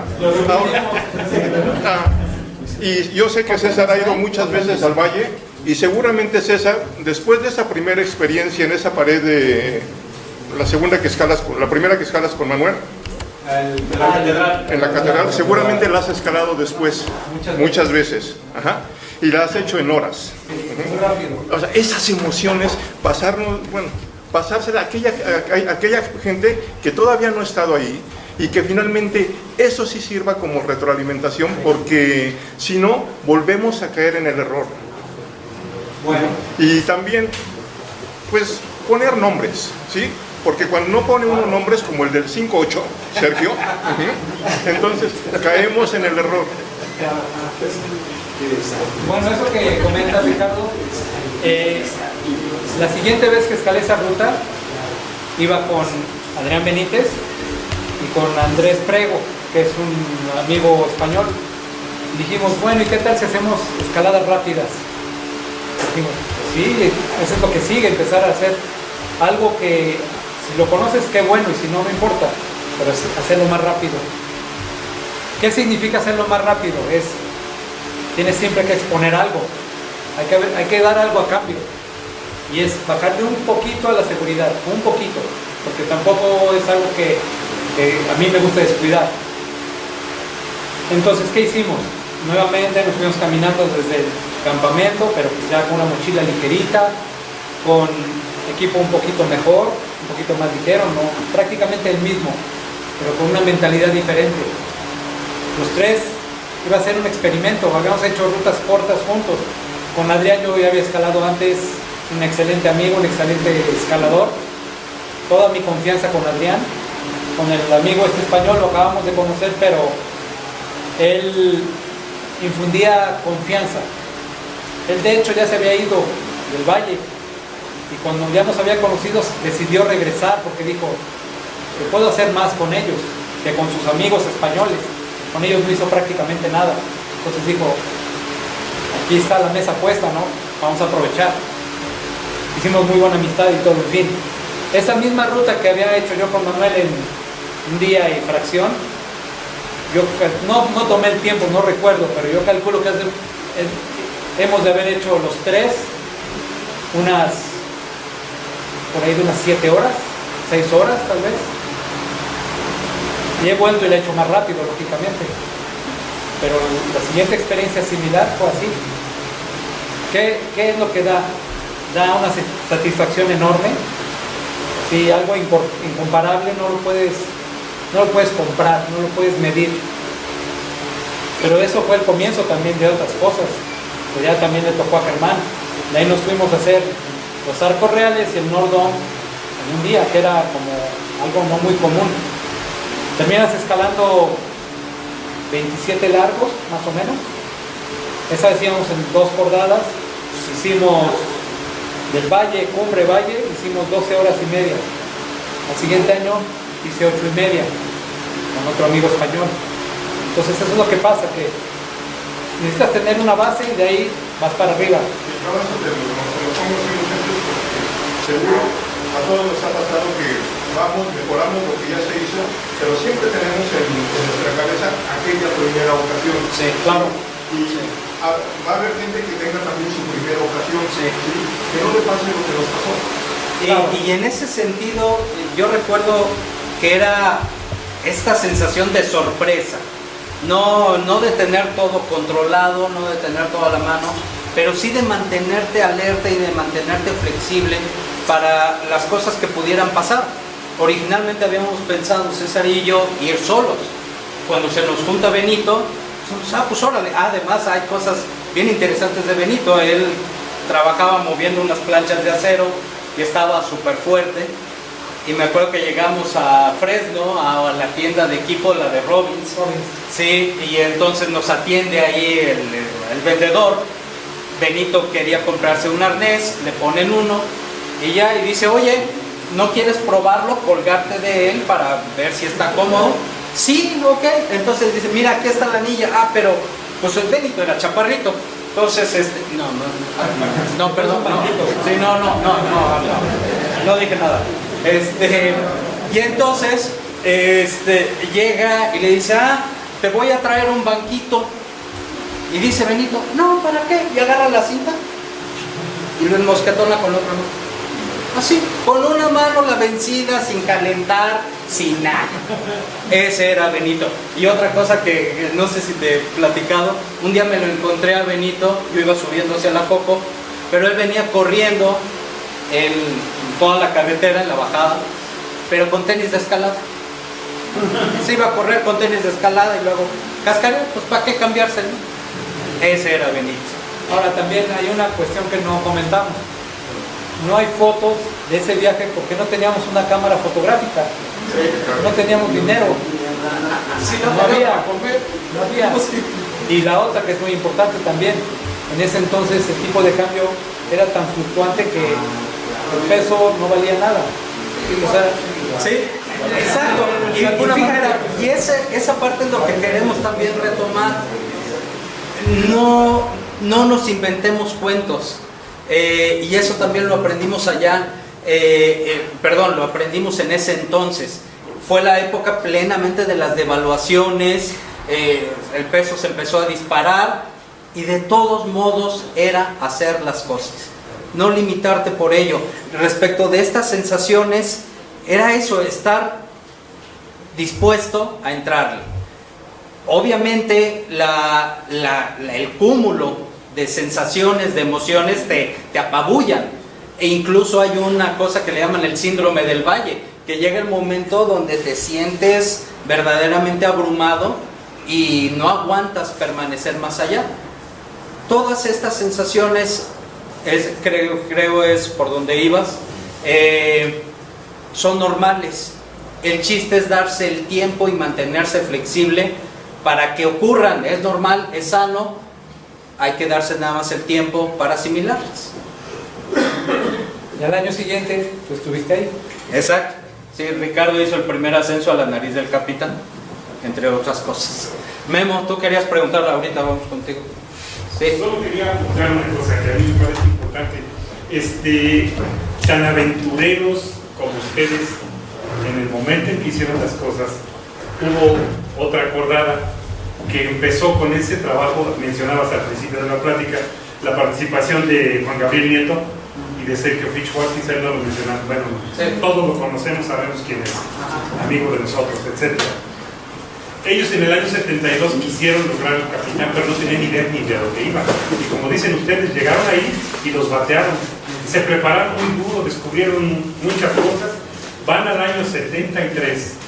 Y un poco antes de irse a Yosemite, también quiero apuntar esto. y que es muy importante porque somos algunos escaladores de esa época. Hubo un escalamiento que logró Juan Gabriel Nieto, no con Sergio Fish, sino con un tipo que ya desapareció del ambiente, pero que fue muy fuerte, también muy sólido, Edgar Campos. Ellos dos fueron a la pared del Centinela, aquí abajo de la Iztaccíhuatl, y sin bajarse de la pared, hicieron la pared en 5 días con sus vivares, ¿sí? Sin bajarse. ¿Y qué creen? Hace 44 años no se repite eso. Es el ascenso único que hubo a la pared del Centinela, por esa vía. Sí. Y creo que vale la pena mencionar, porque Gabriel Nieto fue un tipo también de gran determinación, que fue el que puso la armella que mencionaban en la ruta del Capitán. Sí, cómo no. Y que no nosotros a ver, pero lo quería yo mencionar porque hay personas que dan pláticas en otros lados donde ellos nacieron con el alpinismo y se les olvida que atrás de ellos hay una gran historia y gente de mucha experiencia que pudo lograr grandes cosas, y como ellos no sabían, ellos son los primeros. No, señor, hubo personas que lograron cosas y que son encima de quienes todos nos hemos ido subiendo, claro, en experiencia, claro, para lograr lo que nada. ustedes lograron, un buen viaje para abrir su experiencia. Sí, gracias, sí. Gracias. Aquí tenemos un gran ejemplo, señor Revilla. No hay nada más. No hay nada más. Doc. No, yo quería decir una palabra que oí cuando la vez que fui, porque de los presentes muchos han ido, y me dijeron, vas a sentir yosemitazo. Y yo no sabía, pero creo que los que me están oyendo sí saben lo que quiero decir. Sí. Esa palabra la siente uno como experiencia de vida. En muchas cosas de lo que haces en la vida, en mi oficio me ha pasado. Uno sabe hacer bien las cosas, y el primer día que se enfrenta realmente a esa realidad es cuando se empiezan a hacer de chicle las piernas, ¿no? Sí. Y así había rutas donde a la hora de, yo conozco unos que se pelearon por un pan Bimbo.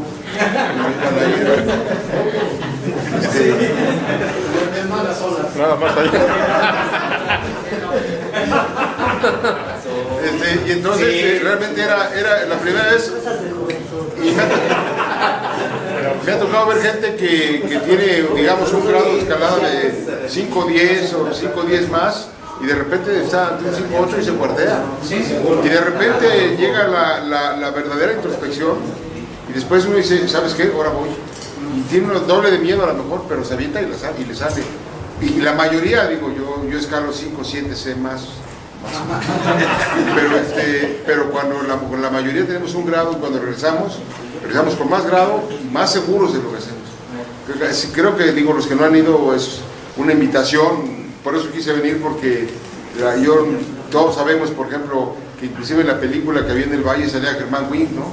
Y todos presumíamos, es mi cuate, pues sí es mi cuate, pero el mamado es él, ¿no? Entonces, cada quien hace su esfuerzo personal. ¿Alguien nos tenía que asegurar? Sí. Y entonces yo creo que... Tú sí lo aseguraste. Yo creo que esa es una manera de que ojalá y los que no han ido intenten ir, porque es una cosa de las que se lleva uno para siempre. Y es una... perdón.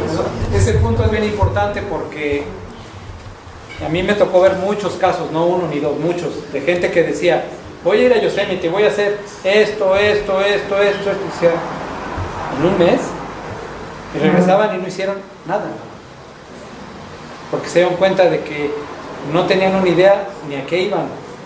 Es normal, pero inclusive hay algunos de ellos que fallecieron tiempo después en accidentes tristes, pero que no debieron de haber ocurrido, porque fueron por negligencia y por falta de conocimiento técnico. Entonces, si uno se prepara adecuadamente, las cosas son más seguras. El conocimiento técnico nos da seguridad y nos da visión. Alguien por ahí un día me dijo, es que no quiero ser enciclopedia. No, no es ser enciclopedia, es tener información y te da recursos. Y tener recursos en las paredes importantes es tu vida. Así de fácil. Si no tienes recursos, simplemente te vas a matar. O no vas a subir, que es normalmente lo que ocurre. Normalmente la gente ve y ocurre el yosemitazo, ¿sí? A todos nos ha pasado, todos hemos llorado, nos hemos enojado, nos hemos carcajeado, pero Después de eso hay que superarlo, hay que entrarle a la pared y, como decían otros amigos, hay que salirle por arriba. ¿Alguna pregunta más? Yo, el nivel de competencia que había y seguramente lo sigue habiendo, ¿qué sentían? Eso tú me lo dijiste a mí, porque ya hace unos años me dice Ricardo, es que nosotros sí competíamos contra ustedes, la bronca es que ustedes no competían contra nosotros. La verdad, sí, nosotros estábamos tan clavados en nuestro rollo. Y mira, y César siempre fue un escalador natural, siempre muy bueno. Yo que iba a andar compitiendo, güey. Yo estaba pujándole, castigando la lonja para poderme trepar alguna cosa. Sí, entonces, bueno, esa era la verdad. Y a César lo conozco perfectamente. Su enfoque no era ganarle a nadie, era hacer lo que le daba la gana. Lo que sí te puedo decir, Ricardo, es de que yo no sentía competencia, sentía motivación. Sí. Porque, sí, pues tal vez se porque, entienda mal, pero sí. El que tú tengas gente alrededor para finalmente estarte midiendo, hace que finalmente haya motivación. Sí. Es que eso generó un movimiento. Es la competencia sana. Sí. Ese momento a mí me gustó mucho porque fue un momento que siento que la escalada avanzó mucho. El nivel progresó, empezó a haber más gente escalando. Poquito después llegó Germán, llegó con un empuje bien fuerte. Entonces empezó a ser como la plataforma para más cosas. O sea, primero fueron lógicamente que visitó Sergio Fitch, Pedro Díaz, Juan Gabriel Nieto y Edgar Campos. Inclusive Gustavo llegó a ir, Andrés Iriar. Pero yo siento que ese fue como, se puede decir, un antes, y a partir de nosotros fue un después. Entonces, porque también éramos una generación más joven. O sea, no había muchos años tal vez de diferencia, pero de experiencia sí, la mentalidad era otra.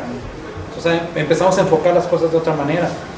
Yo creo que eso fue lo que nos ayudó a que hubiera ese levantamiento, entiéndase, como un movimiento de mejora, ¿no? Se dan cuenta de que eso lo puedes mencionar hoy y hace 35, 30 y tantos años no se podía. 40 años. No se podía, pero era una cosa muy curiosa. Perdón, ahorita te doy la palabra, perdón. Sí, ya estamos aquí en diálogo. Sí, pero ocurrió un fenómeno que no ha vuelto a ocurrir, que es que en una pared, en la Coconetla, se reunió un grupo de personas que no pertenecían a un solo club, que eran de diferentes clubes o incluso eran independientes. Los libres, exactamente. Los tigres. En los tigres también nos pusieron. Sí, yo creo que porque andamos con unas garras tremendas, pero bueno, la verdad es que éramos la banda de la Coco, los coconetleros, y coincidíamos con esa visión. Germán, Adrián, Carsolio, digo, César, Miguel Ángel Gómez, Eduardo Mosqueda, Alan, ¿no? Un poquito después también, pero fue esa camada que por qué se reunió en ese lugar, por qué con objetivos semejantes. Miguel también, desde luego, no, tú sí estás ruco, pero bueno, Talavera, ¿no? En fin, fue un montón de gente que tuvimos esa oportunidad y coincidimos sin que nos pusiéramos de acuerdo, pero traíamos la misma vibra. Y eso es algo que yo no he vuelto a ver. A lo mejor ocurre y ojalá, es muy deseable porque esta motivación y competencia sana. Sí. En fin, espérate, ya. Sí. Muchas cosas no las dijeron. Ahorita regresamos, deja los demás. Sí, perdón, tu nombre es Gustavo Juárez. Gustavo Juárez. La primera es, ¿dónde queda la Coconetla? Excelente. Subiendo por Contreras, tienes que llegar a Contreras y de ahí sale una carreterita que dice Los Dinamos.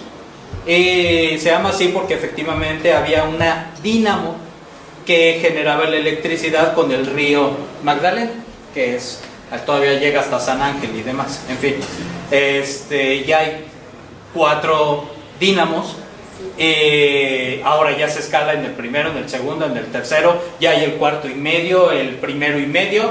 Bueno, Y el cuarto dinamo, que es la Coconetla, que es esta pared, es la pared clásica o tal vez más alta de la zona. Tal vez el segundo dinamo también es bastante grande, pero es predominantemente escalada en grieta. ¿Sí me entiendes cuando decimos escalada en grieta? Ok, perfecto, no quiero obviar más. Sí.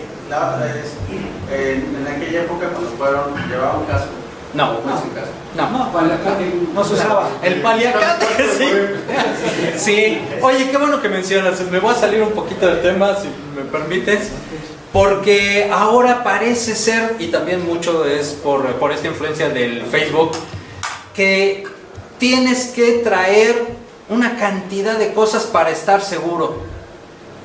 Lo único que realmente tenemos que traer y que tener es conocimiento y sentido común. Hay que saber, el equipo no te da seguridad, te la das tú. ¿Sí? Traer casco, si lo sabes usar, perfecto.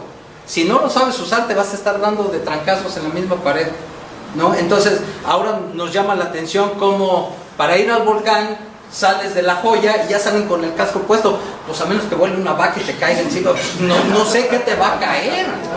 ¿Sí? Sí. El equipo hay que usarlo, no abusar de él. ¿Sí? No traemos casco. Sí. Ni allá ni aquí. Sí. Alfredo. Es una pregunta. Para nosotros es una cuestión diferente en el sentimiento. ¿Qué siente cada uno cuando escala? Depende. ¿Yo? Ah, bueno. Ok. Mira, para mí escalar realmente es ir de punta en una ruta que no conozco. Si no es eso, es gimnasio. Los yoyos, practicar las rutas, colgarme de ellas, es estar haciendo gimnasio. ¿Sí? En mi mentalidad es escalar así. ¿Qué siento? Terror. ¿Sí? Me sigue dando mucho miedo, sigo sintiendo mariposas, sigo tratando de buscar pretextos para no hacerlo. ¿Sí? Entonces hasta teníamos los dichos, ¿no? El pretexto 28C, ay, las agujetas me quedaron mal, no puedo escalar, ¿no? Entonces sí, todo eso a mí me sigue ocurriendo y es un trabajo en el que tengo que estar continuamente porque conozco mis limitaciones, no porque sea muy sabio, sino porque la verdad siempre me ha costado mucho trabajo y me tengo que enfrentar a eso. ¿Qué hago para eso? Hacer muchas veces las rutas que conozco y eso me da cierta paz, cierta seguridad para poder enfrentar las cosas que no conozco. Bueno, en mi caso es un poquito lo de Manuel. Yo trato de cada año salir a algún lugar a escalar, aunque sea el mismo lugar que he ido antes, puede ser Yosemite, otro lugar, siempre hago algo nuevo, siempre voy por algo diferente. Entonces, es lo que me motiva a seguir. Ahora, ¿qué siento? Pues es algo muy difícil de describir porque es algo que no puedes medir. Entonces, lo que sí puedo decir es que después de tantos años de escalar, me sigue gustando, lo sigo practicando y lo voy a seguir haciendo hasta que pueda. Así. Lo que sí puedo comentarte es que es como un trabajo mucho de introspección. O sea, aunque vayas a hacer la misma ruta, no siempre es igual. No siempre es igual. No vas con el mismo humor, no vas con la misma, tal vez, disposición. El clima no es el mismo. Pero finalmente la sensación de tocar la roca, de sentir que te mueves, de que te puedes caer, te puedes lastimar, pero tienes que prever todo eso que no suceda. Para eso entrenamos, para eso aprendemos la técnica, ¿no?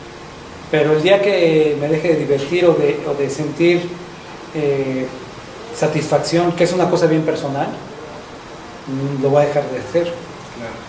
Pero que sí me sirve buscar también a alguien que tenga un objetivo similar al mío para entonces poder compaginar.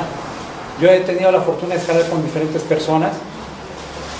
Normalmente somos amigos y si no terminamos siendo amigos. Y esa es otra cosa que te da la escalada, te da una amistad que no vas a encontrar en ningún otro lugar, en ningún lado. Entonces es algo que me sigue gustando. De mis amigos más recientes, Tadino, ya tiene unos años también que nos conocemos. Gracias a Talavera, ¿no? Pero sí, o sea, el día que no sea divertido y sea algo que me inspire, por decir, porque también te inspira, lo dejo de hacer. Hay una frase de Bridwell que decía, ¿cómo era? De que si la escalada te daba miedo, no, si lo divertido de escalar es el miedo que vives en eso, entonces escalar el Capitán es como estar en Disneylandia. Sí, divertidísimo. Sí. En fin, Crispin, ahorita Ari, ¿sí? Una preguntita sobre lo que estás. ¿Crees que como deporte entre a las Olimpiadas? ¿Ya entró? No, ya entró. Está como de. Es como de exhibición ahorita. Aquí entraríamos en una controversia muy grande. Desde luego la escalada deportiva implica ciertos movimientos que tienen que ver con la escalada. Sí, de la escalada de la que estamos hablando es otro boleto. Esa sí seguro jamás va a entrar a las Olimpiadas. Es aburrida. Sí. Verla es aburrido. Ari. Yo quiero hacerte, Manuel, una mentada pública.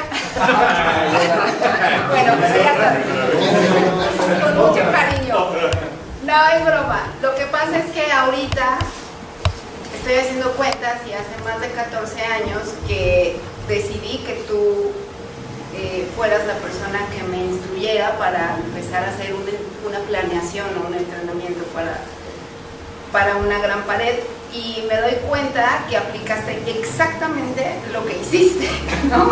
O sea, yo sabía, exacto, era una salvajada, pero sí, y yo te mentaba la mano todo el tiempo, y no, o sea, y lo supiste, ¿no? Sí, porque Manuel sí me aplicó la de meter piedras en mi mochila, la de hacerme caminar desde el pueblo hasta el cuarto Dinamo, y yo decía, ¿para qué carajos, no? O sea, si para eso están los gimnasios. Y Manuel me presentó a Raúl. Gracias a Raúl también tuvimos un espacio para poder pues entrenar la parte del cardio. Sin embargo, o sea, ahorita me está cayendo el 20 con toda la descripción que haces, que no se te fue ninguna, ¿no? O sea, ni la de la mochila, ni la de quitarte equipo para escalar con menos equipo, y la de no bajarte. Y Manuel me iba a dejar al Dinamo, y al final decía, no vengo por ti hasta dentro de 2 días. Y me quitaba el dinero y cosas de ese Mira, en lo que se convirtió. Ella creyó que era de gratis. Pero bueno, la verdad es que yo les puedo decir, bueno, mucha gente ha ido al valle, y me acuerdo que después de bajar de nuestra primera pared, los penis que tenía, fui rápidamente a un teléfono y buscar un teléfono, y no estabas en tu casa, pero le dejé un mensaje de voz diciéndole, gracias por las chingas que me pusiste, porque finalmente el yosemitazo, por supuesto que te da, pero es más llevadero. Muchas veces nos mandó a Pachuca sin absolutamente nada de equipo para sentir el frío, como esta escalada pachuquera de que te cala los huesos cuando está haciendo frío y tú estás escalando, y todavía tienes que bajarte y seguir escalando y escalando. Y bueno, pues ahorita me está cayendo el 20 después de muchos años que no las aplicaste, idéntica. Y bueno, pues parte de esta historia también ya la conocía porque César también me había compartido esta historia, y bueno, siempre con César ha sido un aprendizaje poder compartir la escalada. Gracias. Gracias, David. Bravo.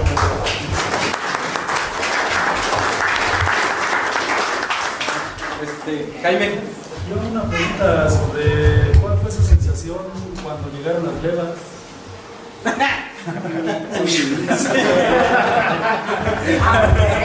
Sí. No, pues las utilizaron. ¿Sabes qué es lo interesante de Si ahorita me hace un juego de excéntricos, seguro me subo. Seguro los voy a usar correctamente, pero voy a pasar miedo. ¿Cuál es la ventaja de las levas? Las levas no te hacen mejor escalador, te facilitan la protección donde antes no podías proteger. Sobre todo ahora que hay unas tan pequeñitas y unas tan grandotas, que lo que hacen es ampliar tu rango de seguridad. Entonces eso te permite desarrollar más tu escalada. Pero no son una prueba de tontos. O sea, hay gente que las pone, yo veo en videos, los videos que sale gente escalando, aparentemente muy experimentados, sí, son escaladores excelentes, pero no la saben poner. Tienen una técnica adecuada y ahí se va. Y muchas veces ves que los ponen ahí se va. Entonces, ¿qué pasa? En mi caso, yo desde el 81 no uso excéntricos. Si me los dan, los uso. Pero, ¿para qué? Sí. ¿Para qué? El tilín, tilín es bien bonito como suena. Pero también las levas suenan bonito. Sí. Y en ese entonces, cuando llegaron, teníamos muchas reservas también. Y decíamos que incluso si usabas levas, entonces bájale un grado a la ruta. La verdad era una tontería. Pero como se facilitaba la protección, sentíamos que se facilitaba la escalada. No es cierto, no se facilita, el paso sigue siendo exactamente el mismo, pero esa sensación, esa resistencia al cambio era la que teníamos en un inicio. Después, al ver las ventajas, dices, no, sácate. Y además, por ejemplo, los stoppers no han sido relegados. El stopper sigue siendo básico. Tienes que traer básico, y yo los uso mucho. Yo cargo prácticamente 2 juegos. Y siempre que puedo poner un stopper, lo prefiero a una leva. Siempre. Sí, y aprender a ecualizarlos, en fin, multidireccionales. Hay que clavarse. Afortunadamente ya toda esa información está en internet. Nosotros no teníamos ni computadora. Había que pensarlo. Sí. Bueno, yo me quedé con un minuto. Espérate, es que Talavera. Espérame, Ricardo. Es que Talavera pidió primero. Aquí Ricardo me hace recordar aquí con sus preguntas y la competencia y todo eso. Ajá. Como bien sabíamos, no había competencia tal, o sea, sí íbamos y le quitábamos, cuando alguien liberaba un paso, pues quitábamos el agarre clave o apoyo y le seguíamos dando, pero era como para superarnos cada quien. Pero pues igual andábamos ahí pues con Germán, el Piojo, todos, la bola. Y dentro de eso también me hace recordar si es esa parte de que cada uno pues luchaba para mejorar y que la cordada fuera la mejor, ¿no? Ahora como les platicaba que ahora están creando competidores y pues no puede ser una cordada con un competidor, sino antes eran compañeros de cordada y cada quien se esmeraba de escalar lo más que podía. A veces escalábamos sin cuerdas, con cuerdas, pero era con un fin. En esto de Yosemite, pues yo no pude llegar allá porque la gente aduanal no creyó eso, que me iba a llegar el dinero y me retachó. Pero ya no pude llegar a Yosemite las veces que intenté, pero algo que yo veía que me hizo recordar es que, pues todos saben que yo no nada más escalaba 5.9, veía a los que escalaban 5.8, iban a Yosemite y como magia llegaban y ya escalaban más, o por lo menos intentaban más. Creo que era esa parte de que uno mismo se iba superando mentalmente, físicamente, y veía lo que ustedes vieron, las grandes paredes, eso, bueno, después tuve suerte de ir a otras paredes, pero creo que parte de eso de Yosemite era la magia, ¿no? De que ir y uno se motivaba tanto que llegaba y hacía más cosas acá, ¿no? Que me sorprendían porque yo los veía, pues no escalando mucho, llegaban y intentaban muchas cosas, ¿no? No sé si era esa la clave, ¿no? Hay un punto bien importante también de lo que tocas. Otro cambio fue que dejó de ser, ya no había el concepto como de cordada de un puntero y un segundo. Sí. Cualquiera de los dos puede ser puntero. Eso fue lo que cambió. Antes había una frase, y Memo no me va a dejar mentir, que decía, un buen puntero tiene un buen segundo. Entonces el segundo va a ser siempre segundo. No, llegó un momento en que los dos eran punteros. Entonces ese fue otro cambio también bien importante en ese momento. Ya no era de, ese es mi segundo, no, ese es mi compañero. Y él es tan hábil y tan capaz como yo, o muy similar. Y eso era lo que pasaba. Y la motivación hacía que fueran más parejas las cosas, ¿no? O al menos así lo veo yo. Sí, claro. Richard. Ya nada, casi Talavera iba a hacer eso, pero yo recuerdo que en aquel tiempo se abrían muchas rutas. Y creo que ahora está llegando gente a abrir rutas. ¿Sí? Quiero que ustedes nos expliquen cuáles eran las motivaciones que había por parte de aquellos aperturistas y cuáles son las de ahora y por qué se está generando esa controversia. Bueno, es un tema ético. Nos estamos metiendo en un terreno bien escabroso. Yo sé que es duro. Lo que pasa es que ahora... Y yo sé que se sale totalmente del tema del 79 que estoy viniendo hasta acá, pero creo que es necesario ya que estamos muchos. No, y ¿sabes qué pasa? Perdón por la interrupción. Sí, adelante. Creo que ahorita muchos escaladores van y están reabriendo las rutas que varios abrieron. Van y creen que es nueva, simple y sencillamente porque le encuentran con dalias, musgo, porque muchas rutas se dejaron de hacer. No sé si recuerdas la última vez que fui a la Coconetla en enero, que limpiaste la Marlon Brando y la vas a abrir. ¿No? O sea, una cosa así. No, fue ¿cómo se llama? La Salvador Allende. La Salvador Allende. Sí, la relimpiamos. Bueno, una ruta que fue escalada en 1973. ¿Cómo se llama ahora? Igual. Y dice la ruta, cuando yo la verdad, en enero cuando regresé, que fui con Richard, no recordaba muchas rutas. Sí, esa taxi por aquí te subiste. ¿Alguna vez?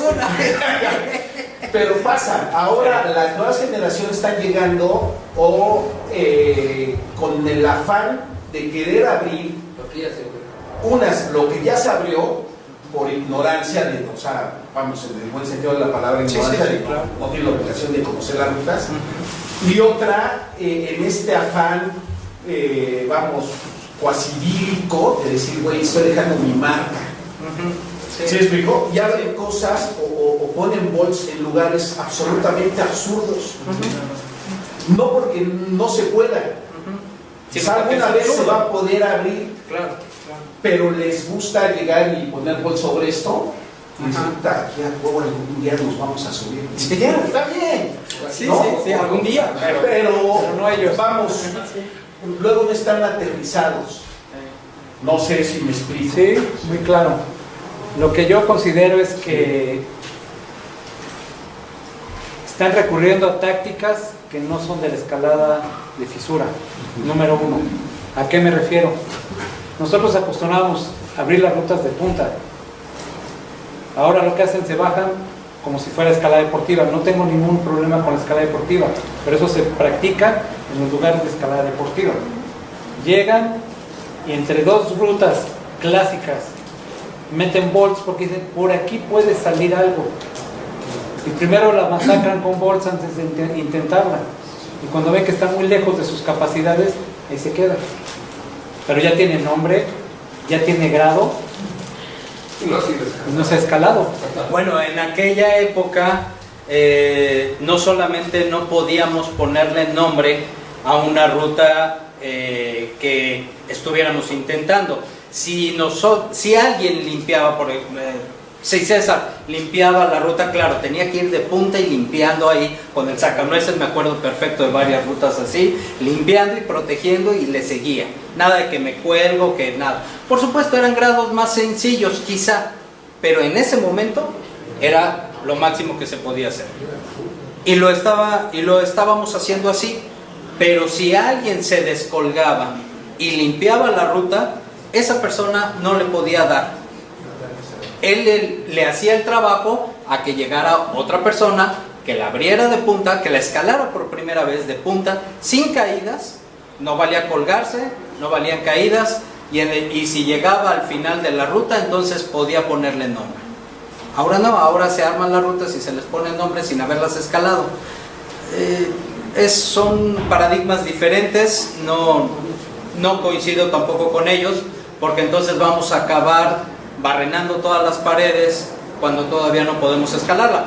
no digamos el colmo de agujerar la pared o de pegarle agarres para poderse subir.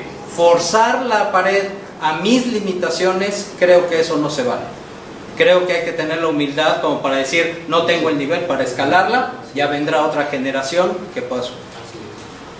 No sé si contesté. Y hay otra cuestión también, que ahora hay mucho escalador de Facebook. O sea, no escalan mucho, pero todo te lo ponen ahí. Entonces se crea... Pero las fotos de las selfies se ven chidas. Entonces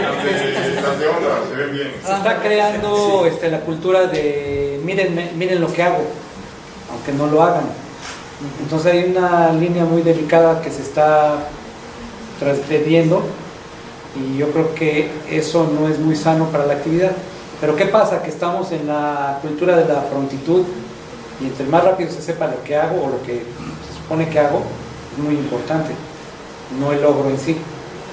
Y César, no lo he querido decir, pero yo sí lo voy a decir. Él tiene una frase que dice, desgraciadamente, en el caso de la Coco, hay muchos que ya llegaron tarde a la fiesta, ya no les tocó el pastel. Sí, hay otras paredes.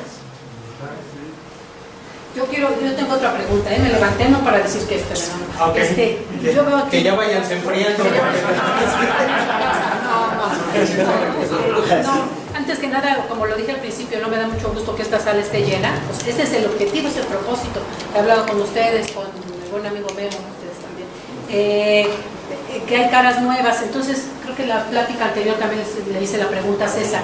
¿Qué le dicen a los jóvenes, a los que están en eso, a los que les falta un buen tramo por hacer?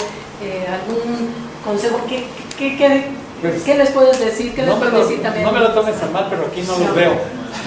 Aquí no están. Ojalá estuvieran. Sí, falta. Básicamente esta gente conocida, la gran mayoría, y algunos tal vez no conocían ciertas cosas de lo que ha sucedido. Esto es más bien como una pequeña reseña de lo que vivimos. Digamos, es nuestra vivencia, nuestra realidad. Pero ¿yo qué le podría sugerir a alguien que empieza o que es relativamente nuevo? Pues primero que se ponga a entrenar y que tenga muy claro qué quiere hacer antes de que lo ponga por ahí en Facebook. O sea, ahora la gente pretende ser antes de ser. El problema es que son apariencias. Entonces primero hay que ser y luego que hagan. Y luego platicar. Sí, eso es lo que se refiere en la piel del oso, es eso precisamente. Y luego hay otro, luego yo no estoy en contra es una profesión muy vieja y muy respetable la del guía de montaña, pero ahora se está abusando para tener ciertos logros, yo pago para comprar mi experiencia, y si esa persona no le pago, yo no subo. Entonces, ¿dónde está mi aprendizaje? ¿Dónde está lo que tengo que desarrollar como persona, como escalador? Entonces, comprar experiencias se me hace un poquito triste. Y luego me lo publico, miren lo que hice. No sé, yo ando en otro lado, ando en otra corriente, pero a mí eso me da tristeza. Entonces, primero hay que aprender a hacer las cosas de una manera segura, acercarse a gente que sepa. No necesariamente tiene que ser Manuel o yo, hay mucha gente que sabe, pero hay que ubicarlos. Hay mucho charlatán también, y mucho charlatán con montones de seguidores y que se sienten autoridad, y si uno los sienta y les hace un examen técnico, así de escrito, seguro que no lo aprueban. A lo mejor el escrito sí, el práctico. Bueno, ese viene después, ese menos. Fíjate, en mi caso, perdón. No, básicamente así es mi punto de vista, ¿no? Y puedo estar equivocado, por supuesto. No, y también lo pregunto porque varias secciones, bueno, como todos lo saben, ¿no? Inmediatamente Jalapa dijo, oye, dice, grabas la plática, por favor, de ellos, ¿no? Entonces igual ellos están ávidos de saber, de conocer. A eso también esto se va a publicar con ellos, con todas nuestras 10 secciones, ¿no? Se va a Jalapa, Guadalajara, Huatulco, que son, bueno, y a los demás, ¿no? Entonces, esto no se queda aquí, sino vamos a seguir pasando, ¿no? Porque sí es cierto, a veces es picar piedra, tienes toda la razón, ¿no? O sea, ¿dónde está la gente de Roca, de Cañón? O sea, se invitan. Nosotros, mesa directiva, hacemos un esfuerzo ¿sí? Por traerlos a ustedes, porque sabemos que disponemos de su tiempo, yo estoy dándoles lata, y entonces ¿cuándo? Ándale, ¿no? Y que ustedes accedan, entonces eso no se va a quedar aquí, o sea, eso nos encargamos de difundirlo. Gracias, sí. Gracias. Volviendo a tu pregunta, en mi caso no hay, ¿para qué tanta prisa? Dense el tiempo, apréndanlo, tengan claro qué es lo que quieren. Yo creo que, bueno, hasta filosóficamente es súper estudiado que lo más difícil es saber lo que uno quiere. Bueno, si tienen la fortuna, recuerdo hace unas semanas que conocí a Erin, le comenté que afortunadamente ya había llegado a la edad en la que me di cuenta que lo que más quería era escalar. Poder descubrir que eso es lo que quieres. Lo siguiente es más sencillo, porque nada más es encontrar cómo.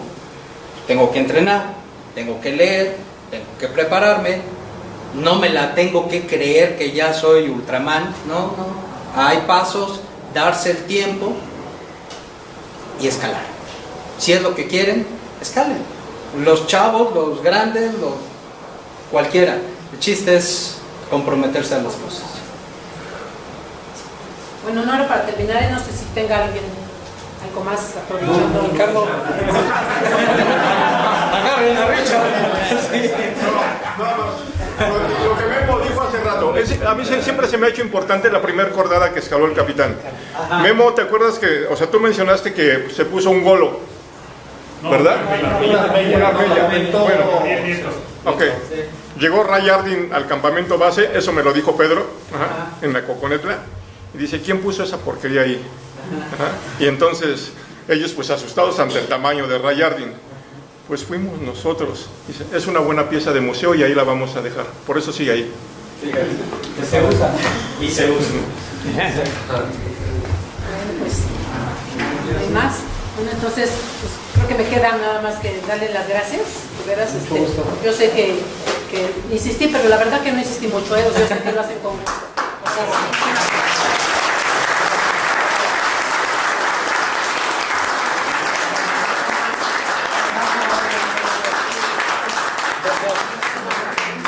Gracias, muy amable. Oye, muchas gracias. Gracias.